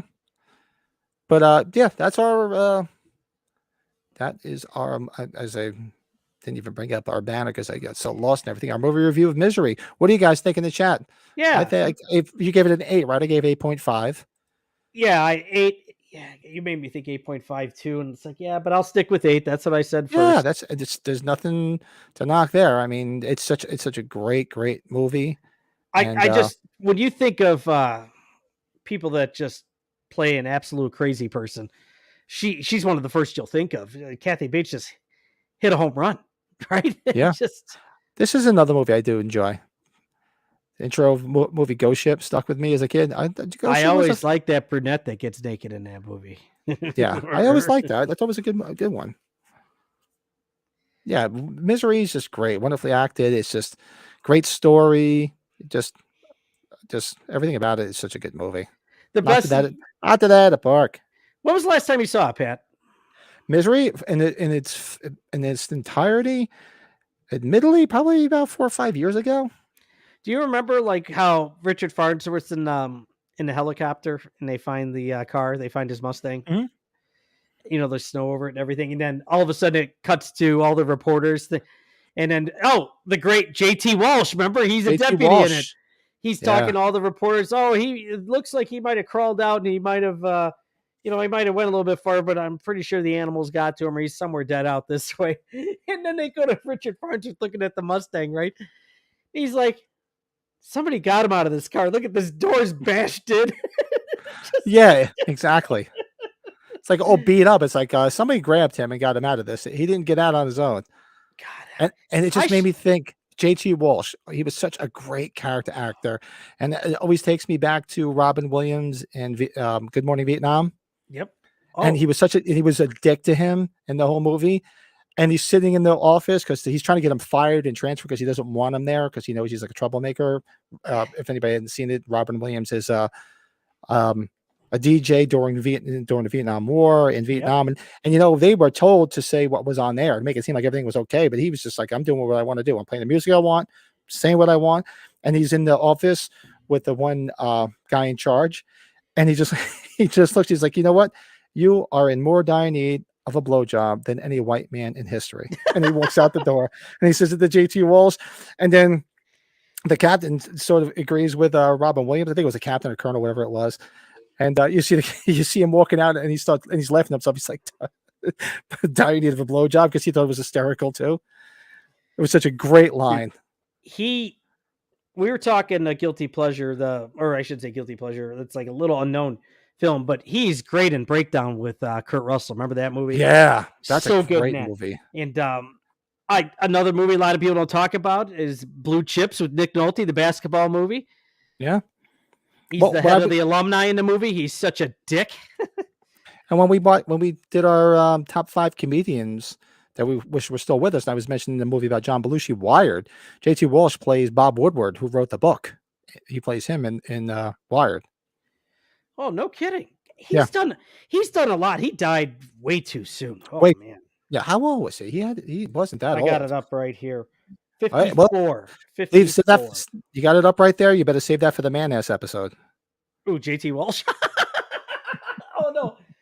Blue Chips, dude. Yeah, and you know what's funny about that? I saw it in the theater too. If for a PG-13 movie, them to freaking throw the F-bombs out there as much as they did, and it wasn't rated R, was kind of shocking. But hey, we're talking Nick Nolte before. That's a Nick Nolte film right there. I saw Blue Chips. Was that PG-13? I didn't even remember it was PG-13. Unless I was wrong. I got into it at age 13 somehow. What's up? Travis. What have you been? Were you here earlier? I'm losing my. I love the simplicity of Stephen King. Single location films: Misery, The Mist, 1408, Gerald's Game. Gerald's Game. That's a good movie. Gerald's Game. Yeah, I like. I used to have the biggest crush. What the hell was the woman's name that was in that? She was in Son-in-Law when she was real young with Pauly Shore. Oh, what's her name? What's her name? She's beautiful. She's beautiful, and she was so cute back then. And that is such a great movie, man. If you haven't seen Son-in-Law, Carla Gugino, right? Carla Gugino. Is that her name? I honestly don't remember, but I love Son-in-Law. I used to that movie always cracked me up. As much as people might find Pauly Shore annoying, that is a funny ass movie. That's got the late great Lane Smith in it too. The district attorney from My Cousin Vinny. He's in a lot. Yeah, he's the dad. He's the father. Yeah, he's her father in it. Yep. You got a lot of people in that movie. I should say a lot, but there's a few people. Loved at the end. Remember the brothers, Pratchett Rena from Sandlot. Yeah. Yeah. I remember seeing it and seeing Shaq in that movie because I never really followed basketball. And I was like, damn, that is one tall son of a bitch. Well, I think that's part of it when it came out. It was giving bad messaging that these college players or these guys that are getting enrolled into colleges getting paid under the table. Shouldn't be there because they're just hired. They're just going there because they can play. It's been happening since the dawn of man. You didn't like Son-in-Law, Stefan? Oh, yeah, Son-in-Law. You had some good Pauly Shore around that time. Like Encino Man's awesome too, in my opinion. But you hated Son-in-Law? God, I love Son-in-Law. It's like is it a great movie? No, not by no means, but it's such a stupid, spoofy movie. It's just funny. It just makes me laugh. Did you see what did you think of Airheads? I'm sure you liked Airheads. Oh, I love Airheads. Yeah, see, Airheads is another, I hate to call it guilty pleasure, but it's a good film. You got your Seinfeld buddy in that too. He's just got a little quiet role in that, Michael Richards. Yeah, that's a great movie, Airheads. I haven't watched it in a minute. I got to go back and watch that. It's such a good, fun movie. Pat, pit stop. I'll be back. All right, pee break. I'll hang out in the chat and see what's going on. what's Encino Man, Son-in-Law in the Army now. They're great. Yeah, they're fun watches. And if you're watching it, it's Pauly Shore. You're not expecting an Oscar-worthy performance. And then again, whoever thought Brendan Fraser would win an Oscar, but they're fun, and it's, I guess, an acquired taste. And Airheads is the same thing. If you like stupid spoofy movies, I have a friend that's like that. I don't understand this, why they act. I go, because it's supposed to be stupid. It's a spoof. It's meant to be ridiculous. Not everything is going to be factual and have to be right. It's just about being stupid and spoofy. And that just basically described Pauly Shore's career: stupid and spoofy, but fun. Yeah, and the Army was good. Dirty Work. That's another great movie. And Men at Work. Yeah, we've professed our love for Men at Work several times on this podcast, but yeah, Dirty Work is a great movie, and it didn't get its love at the time. It really got shit on, but it's found an audience over like the past 10-15 years. But that's such a great movie. What is Brett doing? Brett is Gilhiven. Somebody's heard of discouraging words. Yeah, so you guys will all be surprised. Actually, I think all the great names are taken, guys, to get a kick out of this one. So I'll reveal it now for this coming. Hold on one second. So we're doing a watch along. I figure I'd just spoil it now. So this Tuesday night at 9 Eastern, 8 Central, something Brett and I have been talking about for a while. We'll be doing a watch along of this. Yes. We've been talking about it for a while, so we're going to deviate. I think maybe once a month, and right down the middle, maybe we'll throw a comedy in there. And we've been talking about doing Stripes forever, so this gonna be a fun watch along on Tuesday. So you guys gotta come back for that. Ryan just said one that we would talk about one of those times too. It is Men at Work. Oh God, we do Men at Work. Oh yeah, I told him. I said we professed our love many times about that. It's just such a fun movie.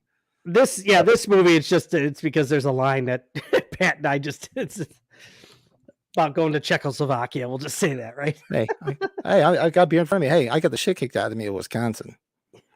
Czechoslovakia. It's like going to Wisconsin. How's it going, Eisenhower? There's grenade.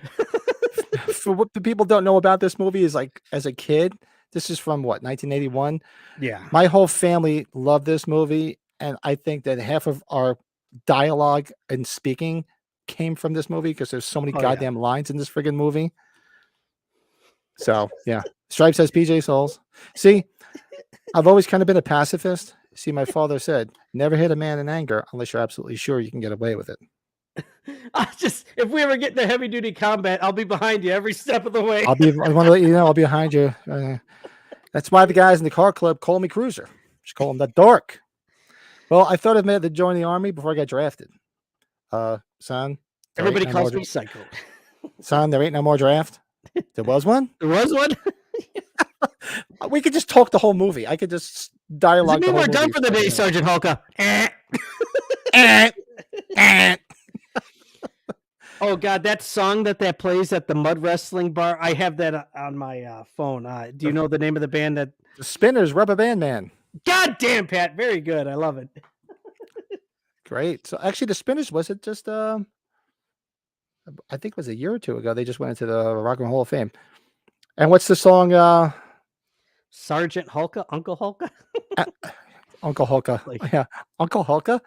And then when they come into it's the other song was Everybody's a Winner from, was it Hot Chocolate? The ones that did I Believe in Me. Of those that don't know about me, I am a 1970s like music junkie. I could tell you like one hit wonders, like all the pop stuff.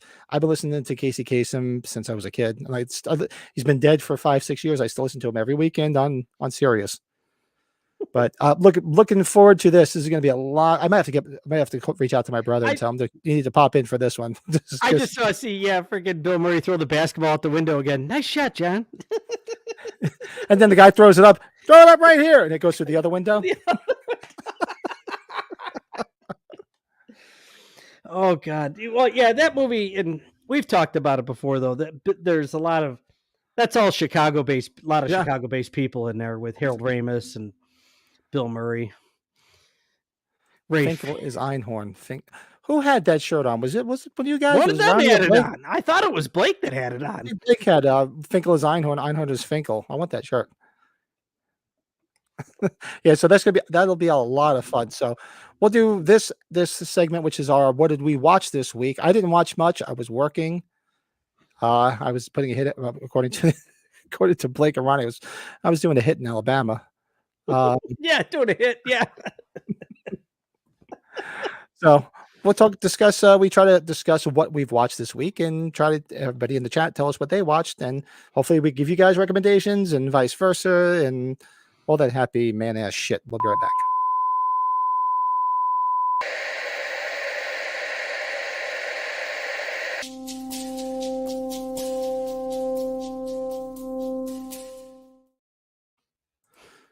So I don't have much because I was literally working ridiculous hours. So the only thing I mentioned this for those that didn't see our Halloween 6 watch-along this past Tuesday, I watched simply because it was Jamie Lee Curtis, that Everything Everywhere All at Once movie. I want 2.5 hours of my life back. That was a big steaming pile of dog shit. And if I offend people, then you're watching the wrong podcast, because when that started to get weird and alternate universes and stupid shit, that movie, I mean, she should have won an Oscar for like A Fish Called Wanda. She should have won an Oscar for Trading Places, for Christ's sake. For them to give her an Oscar for that, I mean, what she did wasn't bad, but I don't think it was Oscar worthy. Sorry. Yeah, dog shit. That was a steaming pile of dog shit Stephanie, with a cherry on top. Yeah, so garbage. Yep, exactly. Stephanie, right there. I tried to sit through it. I was on a plane. I had a 2-hour plane ride. I'm like, all right, let me throw it up there and watch it. And no, garbage. Absolute garbage. But I watched that, and the only other thing I did watch, because I really didn't watch much, I was busy besides our watch along of Halloween 6 on Tuesday. Plane ride last night on the way back. I haven't watched it in a long time, and it's a great film. No Country for Old Men. Oh, you watched that, huh? Okay, cool. Because you know what? I'm flicking through, and I've been flying so much, and I'm like, damn, I watched a lot of the movies I want to watch, and I saw that. I'm like, you know what? It's been a minute since I watched that. It's a great movie, so I had to put that up there. Nice. So that's it. Other than that, usually I watch more stuff when I'm home and I'm in my cave and in my element, but that's about it. Besides falling asleep to reruns of Friends on Nick at Night every night when I put the TV on. That was about it. Yeah, I see that. I watched Friends, but I think maybe that was just your age group, because you were getting towards that when that was coming out, or when that was your age of people, I guess. Is that the best way to say it? Not you people. I don't want to hear about that. You people. Uh-oh. You people. But so you saw that. Oh, look at Travis. Look at with the friggin' Casey Kasem. Shout out. For those that if you ever listen to Casey Kasem soundtrack, at the end of every one of his countdowns, he always says, keep your feet on the ground and keep reaching for the stars. Nice. Blake just said, what did he watch? The first 2 Lethal Weapons. It's funny. He's talking Good about stuff. those. I was just talking about it with my brother. I saw the first Lethal Weapon, and then I saw the second Lethal Weapon when it came out the summer. I think it was the same summer as '89 Batman, if I'm correct. And I think so. I remember everybody, including my brother, loving Lethal Weapon 2, like much more than the first. And when I saw it, I was like, yeah, it's better than the first. But ever since, as years went on, the first movie is still the best to me. I don't know. It doesn't have as much comedy to it. And you've got Dr. Wynn in there. You got Gary Busey in there. The first movie's a better film, in my opinion. But 2's still good, though. 2's still very good. Yeah. And the chat, what do we got? See, Blake, watch The Fugitive. Oh, great movie. Oh, we got to remember Tom Atkins, too. Yeah. 2 good movies, then. No Country for Old Men. He was in last night. Why am I drawing a blank on his name? The fucking sheriff and No Country for Old Men. And he was in The Fugitive as Tommy Lee Jones? Tommy Lee Jones. I'm like, why am I drawing a blank on his name? Holy shit. Yeah. I'm like, I just watched him last night. I think I told you, Pat, I hadn't opened it yet since I got it. I watched the 48 Hours and another 48 Hours. Yep. Pat and I have talked many of times about his love for the Warriors. That's directed by Walter Hill, who did both 48 Two-Face. Hours movies. Two-Face. Two-Face, yeah. Whew, let's not go down that Batman rabbit hole. But I tell you, if anybody's fans of 48 Hours, get the new version on 4K, the anniversary edition or Blu-ray, whichever. There's a great 25-minute documentary with Walter Hill talking about how that movie came together at such a fast pace. The movie was filmed only a few months before it came out. And get this, Pat, you know what it came out with against? It came out against The Toy, another movie you talk about how much I love. Mhm. And I think you like a lot with Richard Pryor. Oh God, I love And Airplane Toy. 2. Airplane 2, the sequel. Airplane All 2, the came out sequel. December of 1982. So, but Walter Airplane, Hill.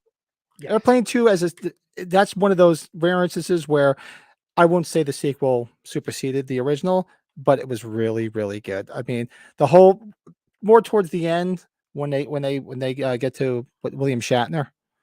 Okay. Let's go. We have to get to the tower. We don't have a tower, sir. We don't have a tower. Why aren't I told about these damn things? And he just walks through the screen. Remember that? Do they prioritize Santa Claus in that because it was a Christmas movie or like around Christmas? I know the poster has Santa Claus on it. I don't remember that. I don't remember. I remember the poster of Rocky. It was like a Rocky 150. It was an old guy in Yes, I do remember that. when Sonny Bono was buying the bombs. He's like, I'll take gum, I'll take the mints, and I'll take the third time bomb on the left. And you see the poster of like Rocky 100 or something like that. Oh God, we can go down an airplane rabbit hole all friggin' day. Oh God. But you know, Walter Hill though, because you love the Warriors a lot, and I think behind Carpenter, he's probably my second favorite filmmaker. Just had that much of an impact on me. So yeah, watch those 48 Hours movies, even though the sequel is what it is. But they rushed to make that movie too. They rushed to make that one. I did. Well, I liked it. I like another 48 Hours. Was it better than the one? No, of course not. But it was a fun watch. Yeah, Eddie Murphy made the announcement with his production team that they're making a sequel before they even had an idea or a script. Yeah. and Walter Hill got asked, he's like, I guess I'll do it. I don't want anybody else to do it. The Halloween 5 formula. Let's just start a movie without a script. Completed script. Right? You know what I mean? Oh, dude, yeah, that's why you got to watch that documentary too. We've been talking, somebody brought up Predator. But, Sonny Lanham, the great Billy Bear from 48 Hours, but he's in Predator.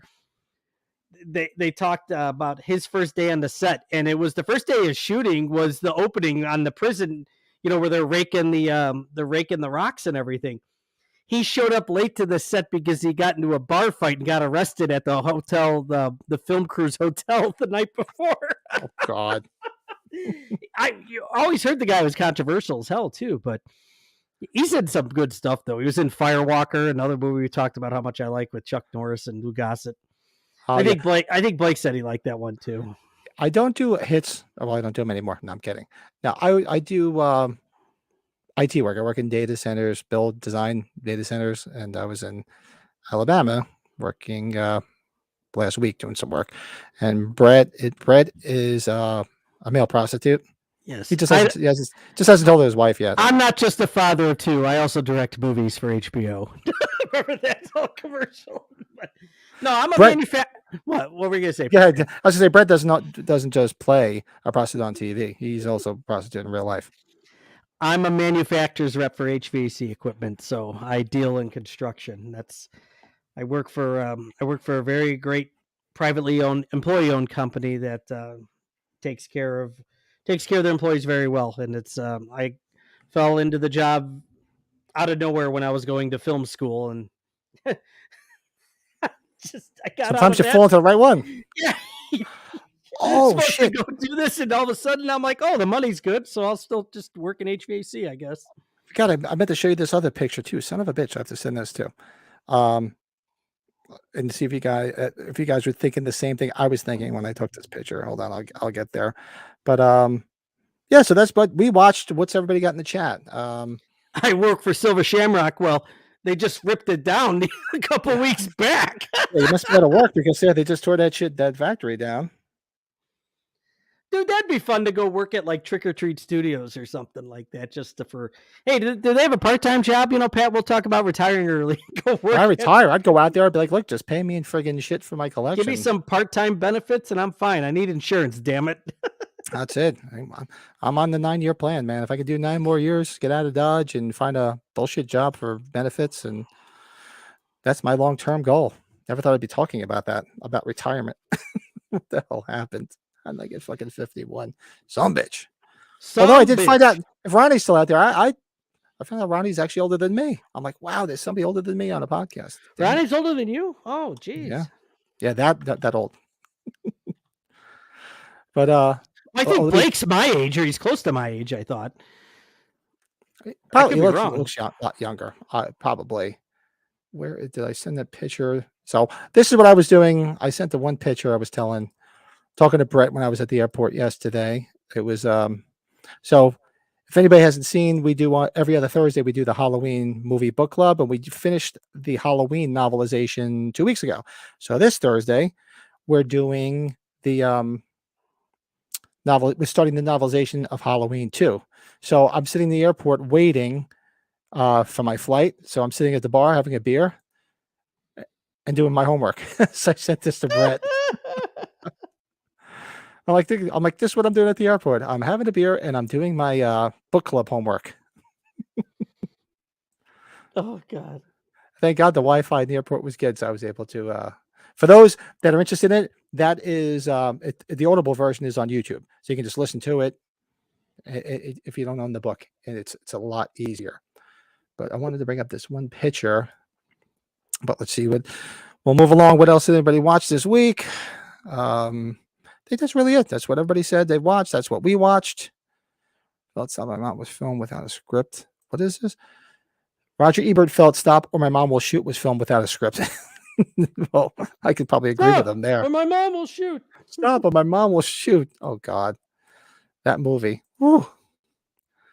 That was I guess strictly a paycheck too. Yeah, those paycheck films. Oh God, I haven't. Okay, sorry. So I'm older than that. So Stefan's 31. 31. Travis is 23. Travis, 23. Damn, my son's gonna be 21 in 3 weeks, 4 weeks. Damn, I feel Now, I remember Lego Men were all yellow. Game Boys could only be played next to a light. Yeah, that's right. Okay, well, these guys. Okay, so they're younger guys than us. So what are their? Give me your number one favorite movie. Put it in the comments. Yeah, throw it in the chat because you guys there's a big age gap. What do you guys like? What's tell us what your number one horror movie is. Shit, I can't look. Or even comedy. Just throw we're game. I'm just curious to see what the younger generation think. See, my son, I trained my son on all the classics, so he likes all the classics. Oh God, Stefan, I'm fucking with you. As if you. So, how old are you? Are you older than me? I thought you were serious. Let's see. Now, with this, I want to show you guys. I was at where I was working last week. This was in the parking lot, and I turned. It was behind the car that I had, my rental car, and I'm like, I had to take a picture of this because I thought this was cool. 1 second, and I will bring it up. Background is here. Yeah, it is. Well, I mean, I'm a book. Everybody says, "What's your favorite movie?" Well, it's my favorite horror and movie. It's Halloween, but my favorite comedy would be a tough one. My favorite comedy, honestly. Fuck. I mean, we're doing Stripes this week. That's right up there. If it's not Stripes, it's right up there. It could very well be Blazing Saddles, Kingpin for me, or Caddyshack's up there for me. Caddyshack, Major League. God. Yeah, that's actually the horror one's easy because it's Halloween. A comedy that would be tough. It's very tough. I think I might go with Caddyshack. Just because it's one I got my lines all set and Animal House too. God, I'm an Animal House kid. Ooh, Animal House. See, Steph was born in 92.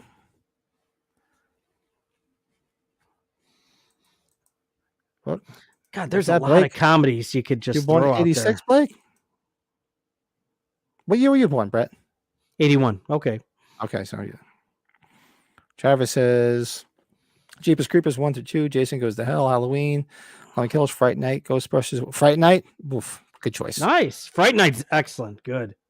Yeah, the only one there I'm a little I would just maybe highlight is Jason Goes to Hell. I'm a little but we know you like it, and that's fine. There's nothing wrong with that. I think Believe me, I Ryan like movies that people think suck too. So Ryan very might be subjective. as close to the stuff that I pick as my tops as possible. And yeah, he's closer to he's about 5 years different than me. Halloween, Predator, Caddyshack. Oh God.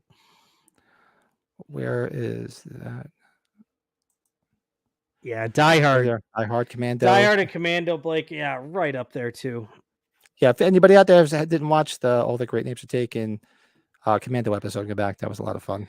I kind of relate a lot after Halloween and Rocky, of course, a lot to Eddie Murphy stuff like Beverly Hills Cop, 48 Hours, Trading Places. Mm-hmm. So Golden Child. The Golden Child, good movie. So where I was working in Alabama, this was the sewer that was behind my car. Tell me what does this remind you of? We got our clown, right? Tell me that doesn't look like how it's a little bit. Yeah, it's very thin. It's a low profile for it, but yeah. I'm like, I got to take a picture of this because it reminded me so much of it. It's like I'm waiting here. Hi, Georgie. I can't do it. Joe does it. Hello, Georgie. Was there. Yeah. I was like, look at that. I'm like, oh my God, it looks like from it. It was like the perfect friggin' sewer. This is my life, guys. God dang, Pat. You saw that and you're like, it made me think of it when you sent it. Yeah. I was like, wow, holy crap. God, Coming to America. How could I forget? God, Blake, you're right. Yeah. That's another movie we got to do a watch long of. I can just talk all day long. How come every time we start talking about fires, you white boys got to bring Rocky Marciano out your ass? You know, Travis brought up something, and I think I might agree with him because it was right around the time 2018 Halloween came out. Shane Black's Predator. It might be a guilty pleasure of mine too. I actually enjoyed parts of it. It's the Predator they made before that with who the hell was in it? Adrian Brody. That movie was Danny Trejo. Predator 2 is a good sequel though. It reminds me of the foot soldiers crawling out of it. Ninja Turtles 90. We have like that on our road. I put get out. That's hysterical. I put a red balloon on it for Halloween. I don't know. It was weird. I was just getting in the car. We were finishing up for the day, and I just happened to look. I'm like, wow, does that look like the freaking thing the drain from it? So I got a ton of shit. Did I tell you I showed my 8-year-old son the Small Soldiers? Did you? Small Soldiers is a great movie. I like that. It's fine. It's Joe Dante, and it's Phil Hartman's last movie too. And Small Soldiers is fun. That's a lot of fun. It's a fun movie. Where the soldiers are the heels, and the Gorgonites are the faces. So you know what? Let's do what we got going on next is our top 5, and we just started this the other one. If I remember correctly, I thought we did this on the old podcast too. What? But I didn't go back and look at it because I figured let me just do it over again, and then might go back and revisit it to see if anything has since changed. So we do our top 5 each week is a different subject. So we're going to do a top 5 in a moment.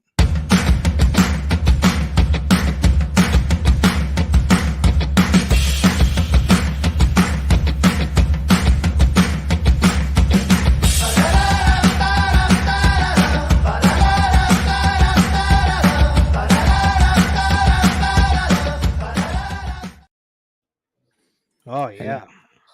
And tonight we go doing, of course I didn't update this because I was away all week too. Hold on one second. One moment. Save, and I will put it up there. And we are doing our top 5 zombie movies. Not Rob Zombie movies. Zombie movies. Thought this would have been fun. I know we did this once before, and I'm pretty sure we did it on the I don't remember it, but I thought you said I thought we did, because I remember and shout out to our beloved Joe. I remember him professing his love for Shaun of the Dead. So I thought we did zombie movies. And you know what? I might get shit. I don't have that in my top 5. Admittedly, I'm going to get shit too. Shout out, Joe. Sorry. It's a great movie, but it did not make my top 5. But while I'm pouring, what is your number 5 top 5 zombie movie? Number 5 for me, and it's probably because I like the chick in it a lot, Teresa Palmer. Did you ever see the movie Warm Bodies with Nicholas Hoult and Teresa Palmer, who I really adore? No, I didn't. It was what year was it here? I'm looking it up here. What's it called? 2013, Warm Bodies. So No. it's a zombie apocalypse, and the humans that are left, there's one zombie that's played by Nicholas Hoult, and he's falling for this human girl. And the more he falls for her, the more human he becomes again. So it's about him like turning back to human. And there's John Malkovich is in it. Really? That one flew under the radar for me. I got to check that one out. Rob, what's it, Cordry? You know him, the bald guy? He's in Hot Tub Time Machine. He's in those movies. You've seen the Hot Tub Time Machine movies? I've seen it, and I think I know who you're talking about. Yeah. Yeah, he's the guy. He's the guy that like creates Motley Lou, because his name's Lou. He's the guy, Right. the bald guy, but he's in it too. Oh, good, Blake. I'm glad you like that, man. Yeah, it's a guilty pleasure, in my opinion. But yeah, it's a lot of fun to see it. Yeah, Teresa Palmer, gorgeous actress, blonde. But John Malkovich is like he's like the colonel of the army or whatever. But Pat, it's not a horror movie, so to speak. I guess I would call it more of like a comedy / action / horror. It's more comedy more than anything. But yeah, Warm Bodies, number 5. Travis Mila is hot. She's Ukrainian, like Stefan. I have to check that one out. Mine, albeit it's not the typical zombie movie, but this could fall into any umbrella where there's zombies in the movie. Doesn't necessarily have to be, a Romero movie. It just zombies are in the movie. So my number 5. I went with Reanimator. Ah, there you go. Okay. Because he does create all those zombies in Reanimator. And I love that film. I love me some young Barbara Crampton, and who, not even young, but that's another woman that's aging beautifully. She's still just as Crampton, beautiful, still just as beautiful as ever. But that is, and we have to do a watch along of Reanimator one day. That is such a fun movie. Love that movie. Or was a supporting role. You're Next. She's in that. Remember? Yeah, she's the parent. She was the mom in You're Next. And he what the hell? Who was? I'm not forgetting the crazy scientist who came up with the serum in Reanimator. What the hell's his name? He was just in that Would You Rather movie.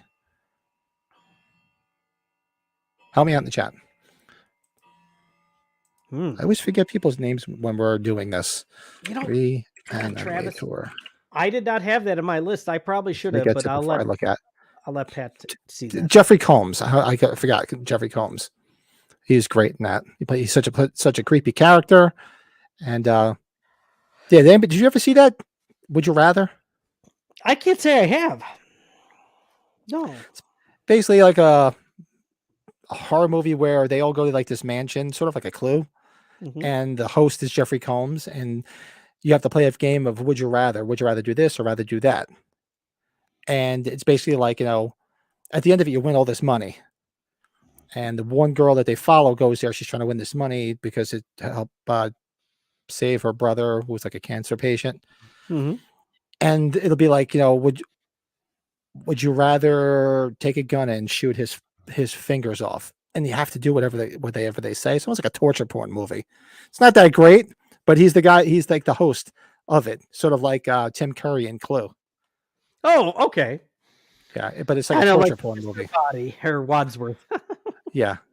So it's just a weird movie. I watched it on Tubi late one night. But yeah, my number 5, Reanimator. And you're ready to chat. Let us know your number 5. I know a couple of people threw a list in here. Where was it? Stefan said, I like Dawn of the Dead, 78 in 2004, Train to Busan, 28 Days Later, Night of the Living Dead, 68, Shaun of the Dead. Yeah, a few of those are going to make my list. Trip to Busan 1 and 2. I actually like the first 2 Resident Evil movies. What do you got for number 4? Number 4, the remake to Dawn of the Dead, the 2004 Dawn of the Dead. I tried to shoehorn that into this list because I wasn't able to, but that's great. That's one of the Yeah. that's on that list of movies that with a remake is really good. Yeah, and James Gunn, who's become a great, I should say great, very good screenwriter, director. He's done a lot of stuff since then. But Zack Snyder directed this too. You got a good Mhm. cast. Sarah Polly, Ving Rhames. God, Mekhi Phifer. I haven't seen that guy in a long time. Jake Weber. Yeah, you got a lot of people. But They include Halloween 2 or technically Jason. They're both zombies. yeah. But the zombies are a bit faster in Dawn of the Dead. But I didn't make it. I don't think it. I think it made it better that way in that in the newer version. It was a Yeah. nice little change. So yeah, Dawn of the Dead, 2004. Right. And I'm echoing your Dawn of the Dead, but I'm going with the 1978 Dawn of the Dead because that was more of a nostalgia than anything because I was a child of that era and seeing that movie, I just love that. I'm like, how cool would it be? I mean, not would be cool to be caught up in a zombie apocalypse, but to be caught in a mall because you have everything at your fingertips in the friggin' mall. It's like of all places to be locked up, that's the place to be locked up in a fucking mall. I mean, granted, not too many malls back in the day had like food stores in them. A lot of them nowadays do, at least by me, they do. They have some type because a lot of big chain stores over the years, since Amazon put everybody out of business, have fallen by the wayside. So you do see like food stores as like an anchor store in malls around by me. And like, how great would it be to be if that's the place to be if you're going to be in a zombie apocalypse? Because you can get clothes, you can get guns, you get whatever the fuck you want at the free of your hands. You want, and it's right there. So I like love when they go to the bank. I love it when they go to the bank and they show the money on the camera. I just love that. It's such a fun movie. Oh yeah. Yeah. No knock on 2004 because 2004 is great. Just getting shoehorned it in. That would probably be my honorable mention. Good people in it. Yeah. What are we at? Number 3 here now. Well, I know this has got to be one of your first few, but Return of the Living Dead, the first one. How much fun is that film? God. Did we do a watch along with that? I think we did. Did we do a watch along? I don't think we did a Return of the Living Dead. I'm trying to remember. We didn't do too many with the old podcast, but we have to add that to the list. You can just laugh your ass off in that film. It's pure 80s. It's all fun and dandy. And I did my list quickly this morning, and I just realized my number 3 is Return of the Living Dead from 1985. I'm right there with you. It worked in the movie. Should have look at Ronnie. Should have been set in a Walmart for the remake. This is true because everything you have in the mall, you got in a freaking Walmart. Yeah, Walmart's just mad chaos in itself. So yeah, totally. Yeah, Return is Ronnie's favorite. I hit the fucking brain. I hit the fucking brain. It worked in the movie. Sorry, when that corpse comes out of that locker, though, oh god, it's all yellow. One guy's crying, right? Ah! I like when what's big ass naked, right? When I forget his name from Friday 5. Damn enchiladas. He's trying to describe. He's like, there's a big black slimy one, and the guy smacks him across the face. I always get a kick out of the guy, the coroner guy. I forgot the character's name, but they take him over to the cemetery.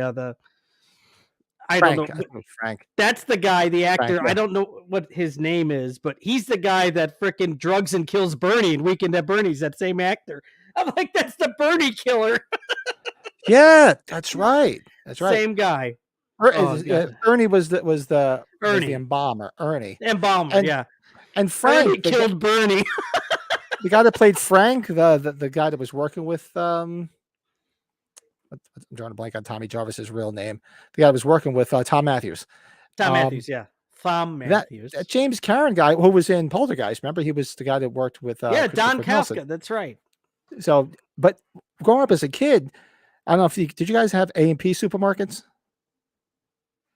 No. A&P supermarkets in the tri-state area, especially Northern Jersey where I were. When I grew up, A&P was the big supermarket chain. And he used to do all the commercials. He did that guy. So I remember when I first saw Poltergeist and I saw Return of the Living Dead, I'm like, it's the guy from A&P commercials in these movies. It was the weirdest thing. You're making me think of something that you told me this weekend. Pat, okay, he doesn't care. I'll say it. Pat was so happy he went into a Piggly Wiggly for the first time. I took a picture, but I sent it to everybody. I'm like, Wiggly. I'm going to a Piggly Wiggly. Yes, this is my life. I've Pat, never been to a you Piggly said Wiggly. it to me like 2 or 3 times. Like, you got Piggly Wigglies by you? I'm like, wow. It was the one that I was near in Alabama. It was weird, unless they're all like this. But it had like a True Value hardware store stuck attached to it, so I could get like a loaf of bread and a lawnmower. It was pretty cool. Oh, yeah, that was funny. Yeah, I know. He was all impressed with it. Kroger was big around us, and now we just have Kroger in some of our markets. Like there's Kroger stores. I know some people have, but just see what's going on in chat. Piggly Wiggly fried chicken is the best. Really? I would have tried it. Did not know that. Pat's like, now I got to go back. I'm probably going to be back there next year. Pat, what happened? What did you think of the Piggly Wiggly? It's not a bad supermarket. It was pretty cool. It was pretty good, like Deep Purple. Pretty good. Honestly, I think all I bought there was beer because I had gone to the Target the day before and picked up some other stuff, other supplies. But the Piggly Wiggly is where I was buying beer. But yeah, I had. I knew that would bring up good conversation. The Piggly Wiggly. I was going to buy shirts. I was telling my wife and my daughter, "You guys want Piggly Wiggly t-shirts? I'll get them for you." I don't know, but you were pretty amazed by it. That's why I thought it was funny. Because you always hear it, and I've never seen it in movies where they talk about it from southern states.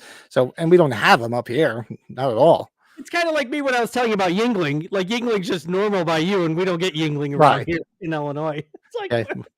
But so he's like, dude, they got Yingling. I'm like, and it's in every supermarket or any store by me. But that was great. That was so funny. I've lost track now, Pat. Where were we? We're at number 2. So what is your number 2? Yeah, just because we've been talking about it, it's been growing. Night of the Living Dead, 1990. Tom Savini's Night of the Living Dead. Yeah, it's starting to really gain a big following because it really was panned. Tony Todd in it, and Barbara. She survives. You don't know what happens to Barbara, I guess, in the original, right? So you assume she's gone in the original, but yeah, she definitely. Surprised she didn't get robbed. Why? Are they bad or something? I don't know. I really don't know. It was hysterical. But I told you it was just funny that you were. As this grocery store shit came up, it was just kind of funny. As I get older, it's the little things that amuse me. Did you pass what's the burger place that's out down that way too that a lot of people like? Not the I went to we went for burgers and beers when we finished Baumauer's, it was called. It was right by the University of Alabama. It was the guy that played for the Dolphins, and he played for Alabama years ago. It was his place. It was cool. It had a lot of cool pictures of him, Joe Namath, and a bunch of cool memorabilia, and the wings and the burgers were really good. Not bad. Words I've heard of. I've never been to one, but I've heard of them. She's dead in the original. I thought pulled out the window by her brother. Yes. Yeah, she dies in the original. No, it was funny. I did see a Waffle House. And I'm like, God, I should really go check out a Waffle House. Well, they'll tell you the Waffle Houses are a big talk with the wrestlers because they're open 24/7 when they're on the road. So that's what are they open 24/7? The Waffle House? Well, at least I thought, yeah. Oh, I don't know. Maybe some aren't since COVID, maybe.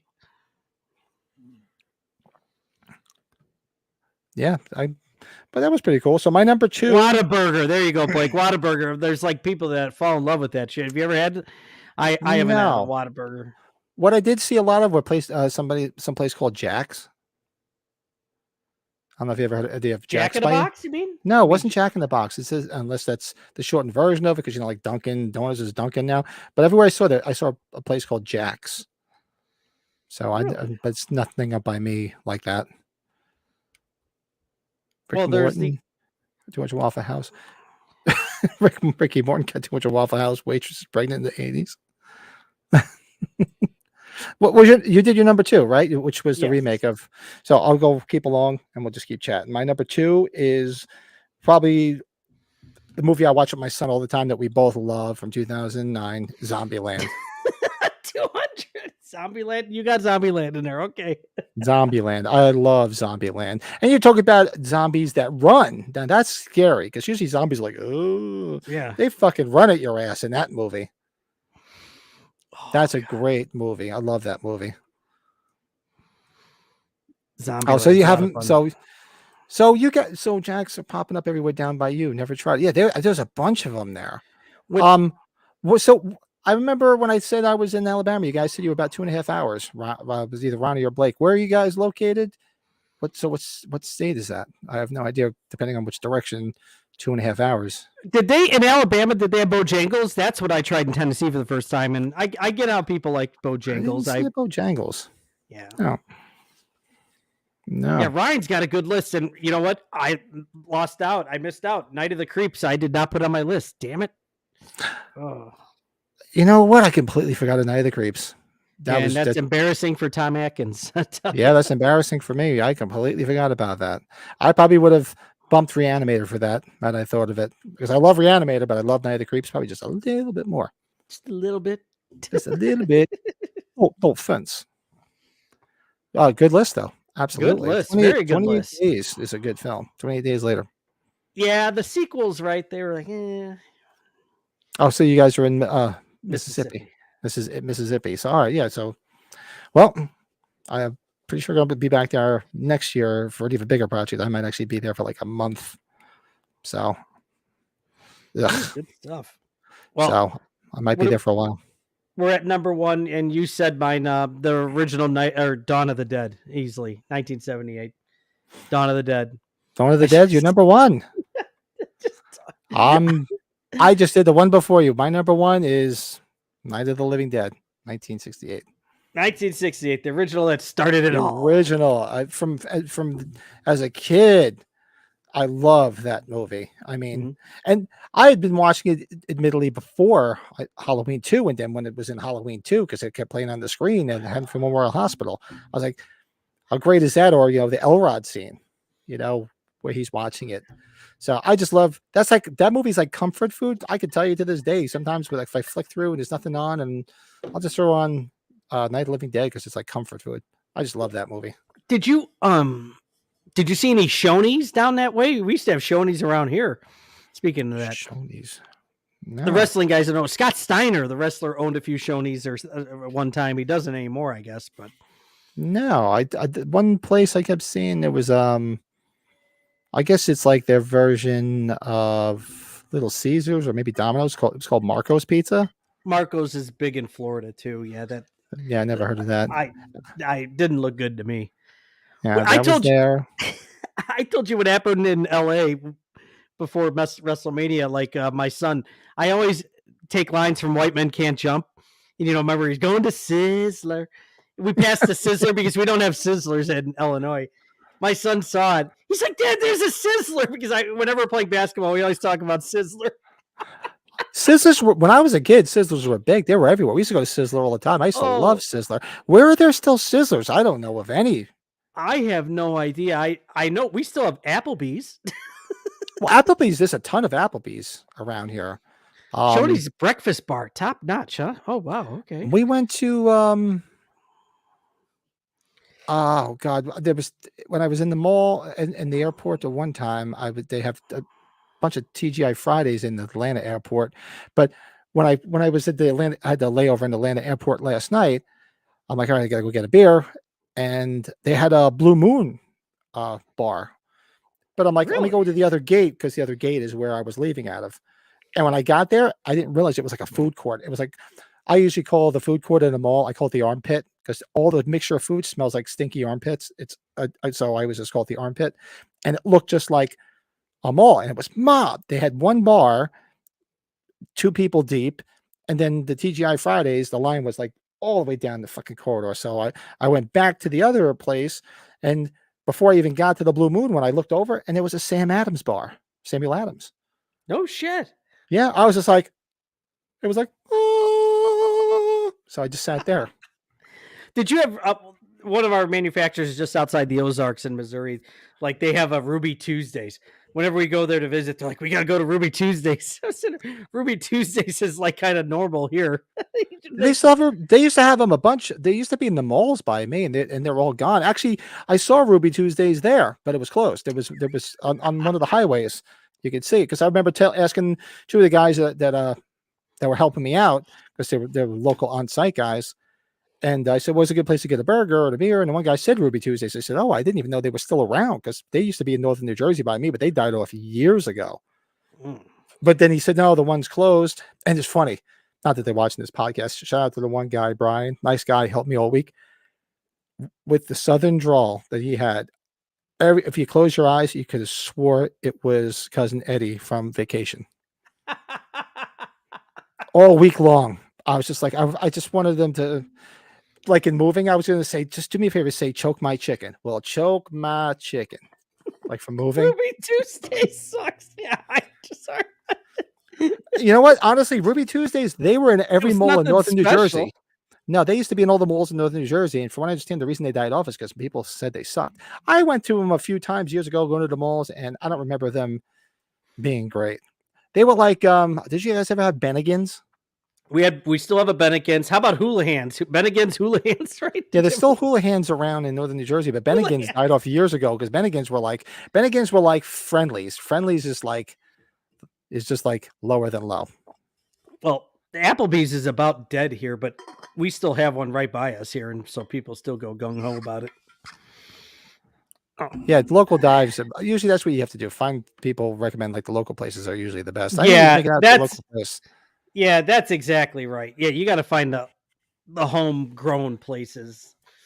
A Western Sizzler? Is that just a part of the Sizzler? Western Sizzler? What the fuck is that? Or when did the Texas Roadhouses? Those things started in Florida, even though they're Texas Roadhouse. Well, that's where you see all that shit start in Florida, right near all the parks, right? That's where they experiment with all these new places. Like Miller's Ale House. I missed them as some podcast. Better get some Vagiclean. We all sound like cousin Eddie. Well, that's it. And they were sitting there listening to my accent, which is like Jersey, northern New Jersey, and it was funny. Nice guys, but not so much. The one guy, David, that was working with me, the guy Brian. Close your eyes, and it was just like you heard cousin Eddie. It was hysterical. What the fuck is Ryan's Buffet? Exactly. What is this? Is it that little bastard that has all the toys? The Ryan. What? I'm lost on that one. What's that? No, I think Blake asked about Ryan's Buffet. What is that? Have you ever heard of Ryan's Buffet? No. I mean, we used to have, what the hell's the one buffet we had? Golden Corral? I was thinking it better not be the same Ryan that does the Ryan's World shit that my son got into when he was a kid. The little bastard. Now, you want to talk about somebody that's loaded, it's that little bastard. That kid's rich. Yeah, the only buffet I remember that we had, not even around where I am now, they had a few of them further out in PA. It was that Golden Corral. Those were the ones. I think that a lot of those died off because of COVID. Golden Corral's kind of that's the here. It's like Golden Corral. They still have it because most of the ones that were anywhere near me, they all COVID killed them because Old Country Buffet was big around here, like in the 90s, and then now Golden Corral. Yeah, went down the buffet rabbit hole. We're near Wisconsin, so you just have to get a PBR, a Pabst Blue Ribbon, or Old Stock. Shit kicked down to me in Wisconsin. Give us a goddamn prime rib or fish fry Friday. That's all it is around here. What we have tons. We have tons of Chinese restaurants popping up. Like what, Panda Express, or like what's the other one that's popular now? They sell it in the stores. What, Chinese food? Yeah, PF Chang's. PF Chang's everywhere now. Yeah, they just opened one up in the mall that my daughter goes to all the time. Not that far. I have never eaten in it, so I don't know if it's any good or not. If I do go to eat anything at that mall, I'll usually go to like the Cheesecake Factory. They got a good bar menu. Give me a good Mexican restaurant. I'll be set. Give me a good COVID killed a lot of shit. Fucking bastards. When I was at a Texas Roadhouse, they walked a goat through the aisles and made and shit over the floor while people were eating. I'm like, seriously? Did they do that at Texas Roadhouse? Fuck. Where the hell was that Texas Roadhouse? In I want to go to Texas? that one. That one sounds hilarious. I want to go to that one. Yeah, we have one of those near us too. The Chinese buffets. They're all individually owned, and it's just Aren't like, they all called Hunan buffets? I think is what it was. oh God. There's one by us, and everybody's like, "Oh, did you ever go to the China buffet?" I'm like, yeah. It's like, no, I don't need a colon cleanse. Absolutely, yeah, PBRs. We used to go. What the hell was the name of the bar in the city we used to go to all the time? They said 50 cent PBRs on hogs and heifers. PBR is the way to go, man. Yeah, Mexican places are popping up everywhere too. Yeah, we got a lot of them too here. Uncle Julio's is the big franchise that's open up around here a lot. That's it. Small town. Uncle Julio's. Yeah. Oh, the place where you throw peanuts on the floor. That used to be. What the hell was the place? Lone Star. Lone Star. We had Lone Star was the one with peanuts here. We used to have the ground round. That's what used to in North New Jersey when I was a kid. You used to eat the peanuts and throw the shells on the floor. We've really gotten off. This is a fun subject. Yeah. So that's our top 5 zombie movies. That was fun though. No, that's fun to talk about this shit. But I just forgot. You guys all got 7-Elevens down there. Got to have a good Slurpee. Oh, but God. Now I'm getting hungry. Shit, I already ate. I know. I ate earlier. I had some wife made some real good barbecue drumsticks. It was good shit. Oh, Spaghetti Factory. We had the Spaghetti Factory warehouses. Yeah, they went quick. Now I'm reading more of these. Lone Star. There's only one man who would give me the raspberries. Oh, the Loves. Oh, the Loves are coming around here. And you know what's really gotten around here? Do you guys have it's the gas station with the real good pizza of all places. That's becoming big around here. There's a place. Oh, what the hell is the gas station that popping up around me that's got the semi-decent Sheets? It's called Sheets. It's actually got a pretty decent. Oh, Casey's General Store. If you have Casey's by you, Casey's is like the big thing with the pizza at a gas station. It's the greatest thing ever.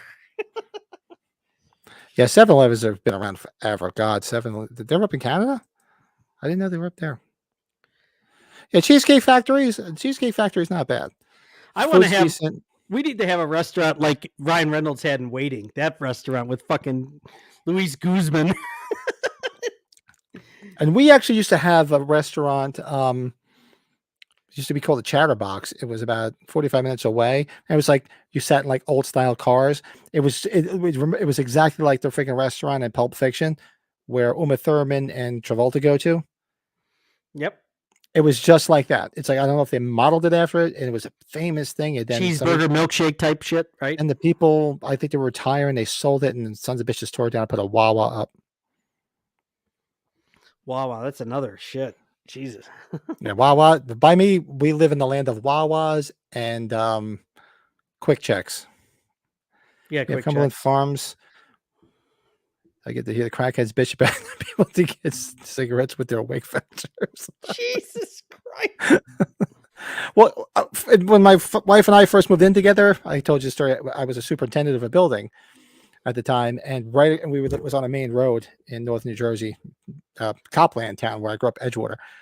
And right across the street was a gas station with, I think it was Exxon, and they had like one of the Exxon stores, Tiger Marts. Mm-hmm. And it was great. You know, if we went out and I'd stumble across, I don't know how it was like a 4-lane road. So like I stumbled across like Frogger, like George Costanza when he's doing the Frogger game with a good buzz on, trying to get across to get those like roller hot dogs, like 2 for like $3. Yeah. 2:00 in the morning. Come back to, I said, where'd you go? I'm like, I went. She's like, you drunk? You went? I said, yeah. I was like Frogger. I was like, going across the street. Well, if anybody's in the chat here knows the story when Pat and I first met in person at Monster Mania, that fucking steak place we went to. Oh God, yeah. I got to go back there. So it was so good. It was. So we met for the first time in Monster Mania last August. And we stayed in the same hotel. Actually, we shared a room the next night. You know, I made a move on Brett. He shot me down. But before that, we went to the steak place, which was like right next door in like this rundown looking hotel, like I the still Bates have Motel. the menu. It looked like the Bates Motel. And then you walked in and it was fancy. It was like this fancy steakhouse. And the food was unreal. It was so freaking good. It was like underground. It looked like a piece of shit from the outside. It was like so fucking. And seriously, it looked like it was like Loaded Weapon. When you walk in, you walk into his Winnebago, and it's like this giant palace because it looks like shit from the outside. And then you walk in, and it's this giant palace. It looked like shit. We walked in; it was a beautiful restaurant, great service, and the steaks were great. Steak 38. I found the menu. That's what it was. Steak 38. Yeah. Yeah, it was because I think it was Route 38. Pat's like, you better have some of this calamari. Yeah, wasn't goddamn. Was it? Was us Northern Italians call it? It's like a fried calamari. They're like, huh? So I always say, okay, calamari, because you have the Italian slang that I grew up with. But that's just funny. Great shit podcast. She made that up. No joke. What's that? I'm missing. Help us out. It's a podcast. You made that up. No joke. I'm not. I don't know. I don't know. Puddle of vomit. I still have a picture of a puddle of vomit that I found on the pillar outside the door of Little Caesars. What the fuck? Jesus Christ. As far as pizza chains, you have Pizza Hut, Domino's, Papa John's. Yeah, we have all that shit up here. It's and Domino's are good. Domino's are good when you have a few too many. If you don't go for White Castles and you want pizza, you just go to Domino's. But yeah, well, anybody that's in the areas that Pat and I are in, know, yeah, there's no joke. The pizza is taken so goddamn seriously. Oh yeah, well, Chicago style pizza. I mean, fucking intense. Yeah, even in New York, dude, it's freaking insane. Oh God. Oh yeah, you go to New York. Not to play on the elf joke, there's so many different pizza places that call themselves. There's like Ray's Famous. The first Ray's Famous, the Ray's Unbelievably Famous. There's so many. They just use the name Ray. It's hysterical. Well, you know, the wrestler Kevin Nash, he has a podcast, and he's from Detroit originally, but he's in his 60s now. He's on his podcast. He's like, everybody's talking about this Detroit style pizza. There was no such thing when I was a kid, and now Detroit style is like this big square pan piece of pizza where they take a ladle of sauce and drip it on top. He's like, when the fuck was this when I was a kid? It was pretty funny. You don't have White Castles out there in Mississippi. We have Crystals instead. Well, you know what? Admittedly, Northern New Jersey, there's a place called White Manna, which is like almost, it's people are like, oh, it's like a White Castles. No, but it's like White Castle, like we talk about those local places that the food's so great. It's like a local place that makes small burgers, and the burgers below anything White Castle ever did away. White Manna. Shout out to White Manna. God, you're making me think of those days. I am getting hungry. Eating after drinking. Oh, that's it. Because we had a White Castle right up the road from my house growing up. So, we go out and go up there and get like 4 double cheeseburgers. You get fries, onion rings, and then on top of it, you load it up with a big shake, a milkshake. Oh, good God. Yeah. Oh, man. And I was thin back then. I wasn't fat like I am now. How did I put all this shit in me? I wasn't heavy. We'll figure that shit out. Get old, it sucks. Sucks ass. I guess I should probably check in with things up top. So upstairs. So we'll just do our collectible spotlight quick, and then we'll. Oh shit! That's right. We still have that. Fuck. Yeah. Well, we got off our tangent. We did our whole segment on man ass and places to eat down south. I like the Harold and Kumar movies. Harold and Kumar is great. So we're gonna do a quick collectible spotlight where we spotlight something from each of our collections, and then we'll continue our chat for a little bit. And Brett's got to go. He's got young kids. He's got to go, but he's got to go take them out. Sure.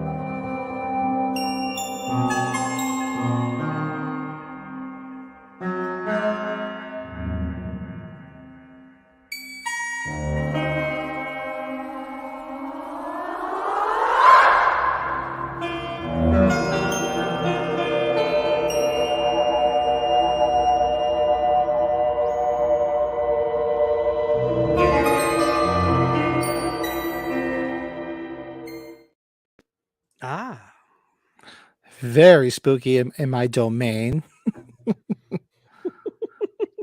Yeah, you had White Castle. White Castles, well, we always call them white caskets or murder burgers, however you want to call them. Dude, But White I can't. Caskets.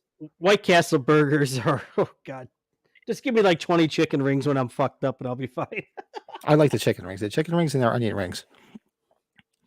Yeah. So I'm going to show this quick, and then we'll chat a little bit more. And Brett's got to go help the wife wrestle the kids to bed. I'm sure they're in sleep, but we'll see. Oh, look at that. So this gotta is check a UK Halloween press kit. For those that have never seen one, press kits were given out back in the day to distributors and theaters to hype up a movie. So usually in an envelope like this or folder. And it's weird. If you see Halloween over in the UK, it has a different logo. It always had this logo with a little Skinny Myers thing on top, which is kind of cool. Yeah. And Look it at just that. gives a synopsis and story about the people in it and about each actor and actress. And it comes with all advertising material that you would put into magazines and newspapers, like sort of like early version of cut and paste. Nice, nice. And I think that is there one more picture? Yeah, and of course they come with what they call lobby cards, like our promotional or publicity stills. So this is my UK original. So this wouldn't be 78 because Halloween it premiered, I believe, in February 79 in the UK.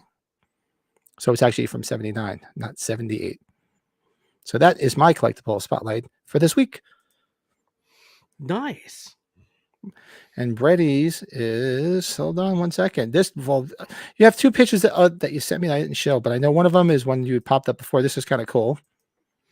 Yeah, when we were on our trip out west, my wife and two kids, we went to the Funko Pop store in Hollywood, and I'm not a big Funko Pop guy, but they have this thing where you can build your own Funko Pop, a whole stand where they'll create it. So I made my own Funko Pop figure. Each of us did for $25. I thought it could have been a lot worse, right, Pat? 25's not bad. Seriously, that's not bad at all. So what kind of beer are you holding?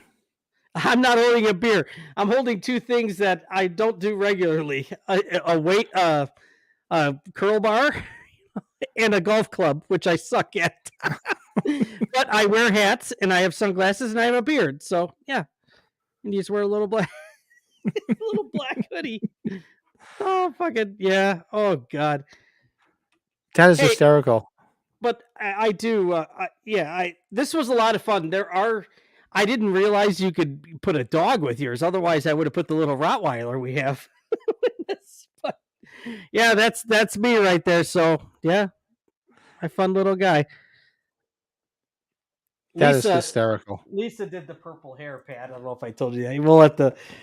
I'll have to show you hers. Hers is pretty funny. Oh yeah. Tell her to bring it out. Tell her she's going to jump with us on Tuesday night, right? Yeah, I'm sure she will. Yeah, she's Stripes.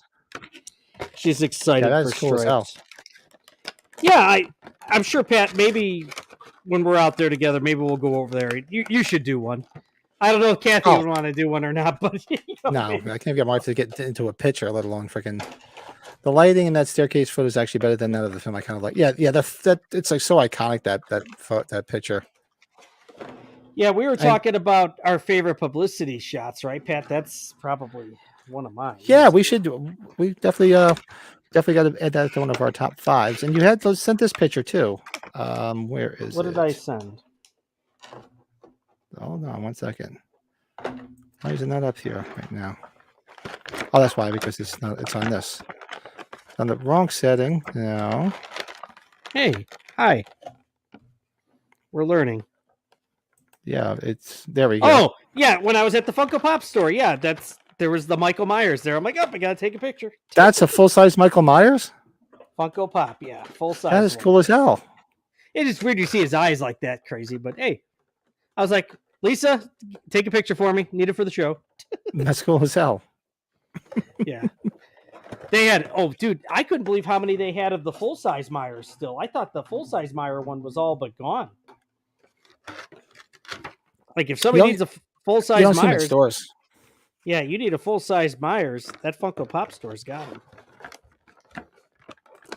So, yeah, the stuff I love the black and white stuff, the promotional stuff for Halloween. Anything black and white, it just takes me back, and it looks more creepier. That's why a lot of those, original monster movies in black and white, or even Night of the Living Dead in black and white. Black and white films just give you a much more creepy atmosphere. Like even how they did Schindler's List. Schindler's List or Clerks was because it was a budget thing, but Yeah, and now they won't do black and white because it costs too much. That's why they won't do a black and white film, because it goes too much money. like Frank and Darren, they did their Psycho episode in black and white. Did you see that? Did they? No, that's the one they just threw up, right? I haven't watched it yet. I got to catch up on so much stuff this week. I'm laughing. Michael looks like a South Park kid.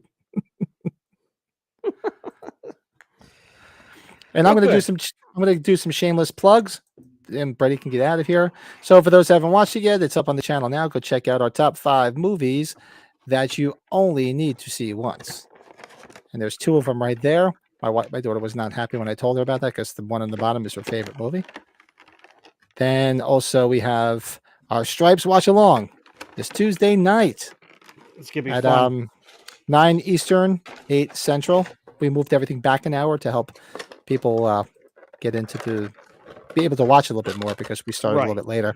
So we're doing our Stripes live watch along this Tuesday, and see what else is up there. The Halloween 2 movie book club is starting this Thursday. For those of us that we did some positive feedback and had some people join us for the Halloween novelization. And we finished that 2 weeks ago. So now we're moving on to that Halloween 2 movie book club, where we're going to do episode 1 prologue and chapters 1 through 5. I did my homework. You saw the picture. I'm ready to go. And maybe later this week, I've had this done for a while. I just haven't had a chance to upload it. Yeah, favorite kill from each Halloween movie. That was a lot of fun. So maybe I'll throw that up there one day this week if I have some time, because I'm going to be playing catch up all week. Not catch up, just catch up. And that's it, guys. Any of you guys got anything? Let's check back in the chat one last time. What's this? What is this? Travis is talking about Reese's peanut butter, otherwise known as Nutter Butter or Fluff Butter.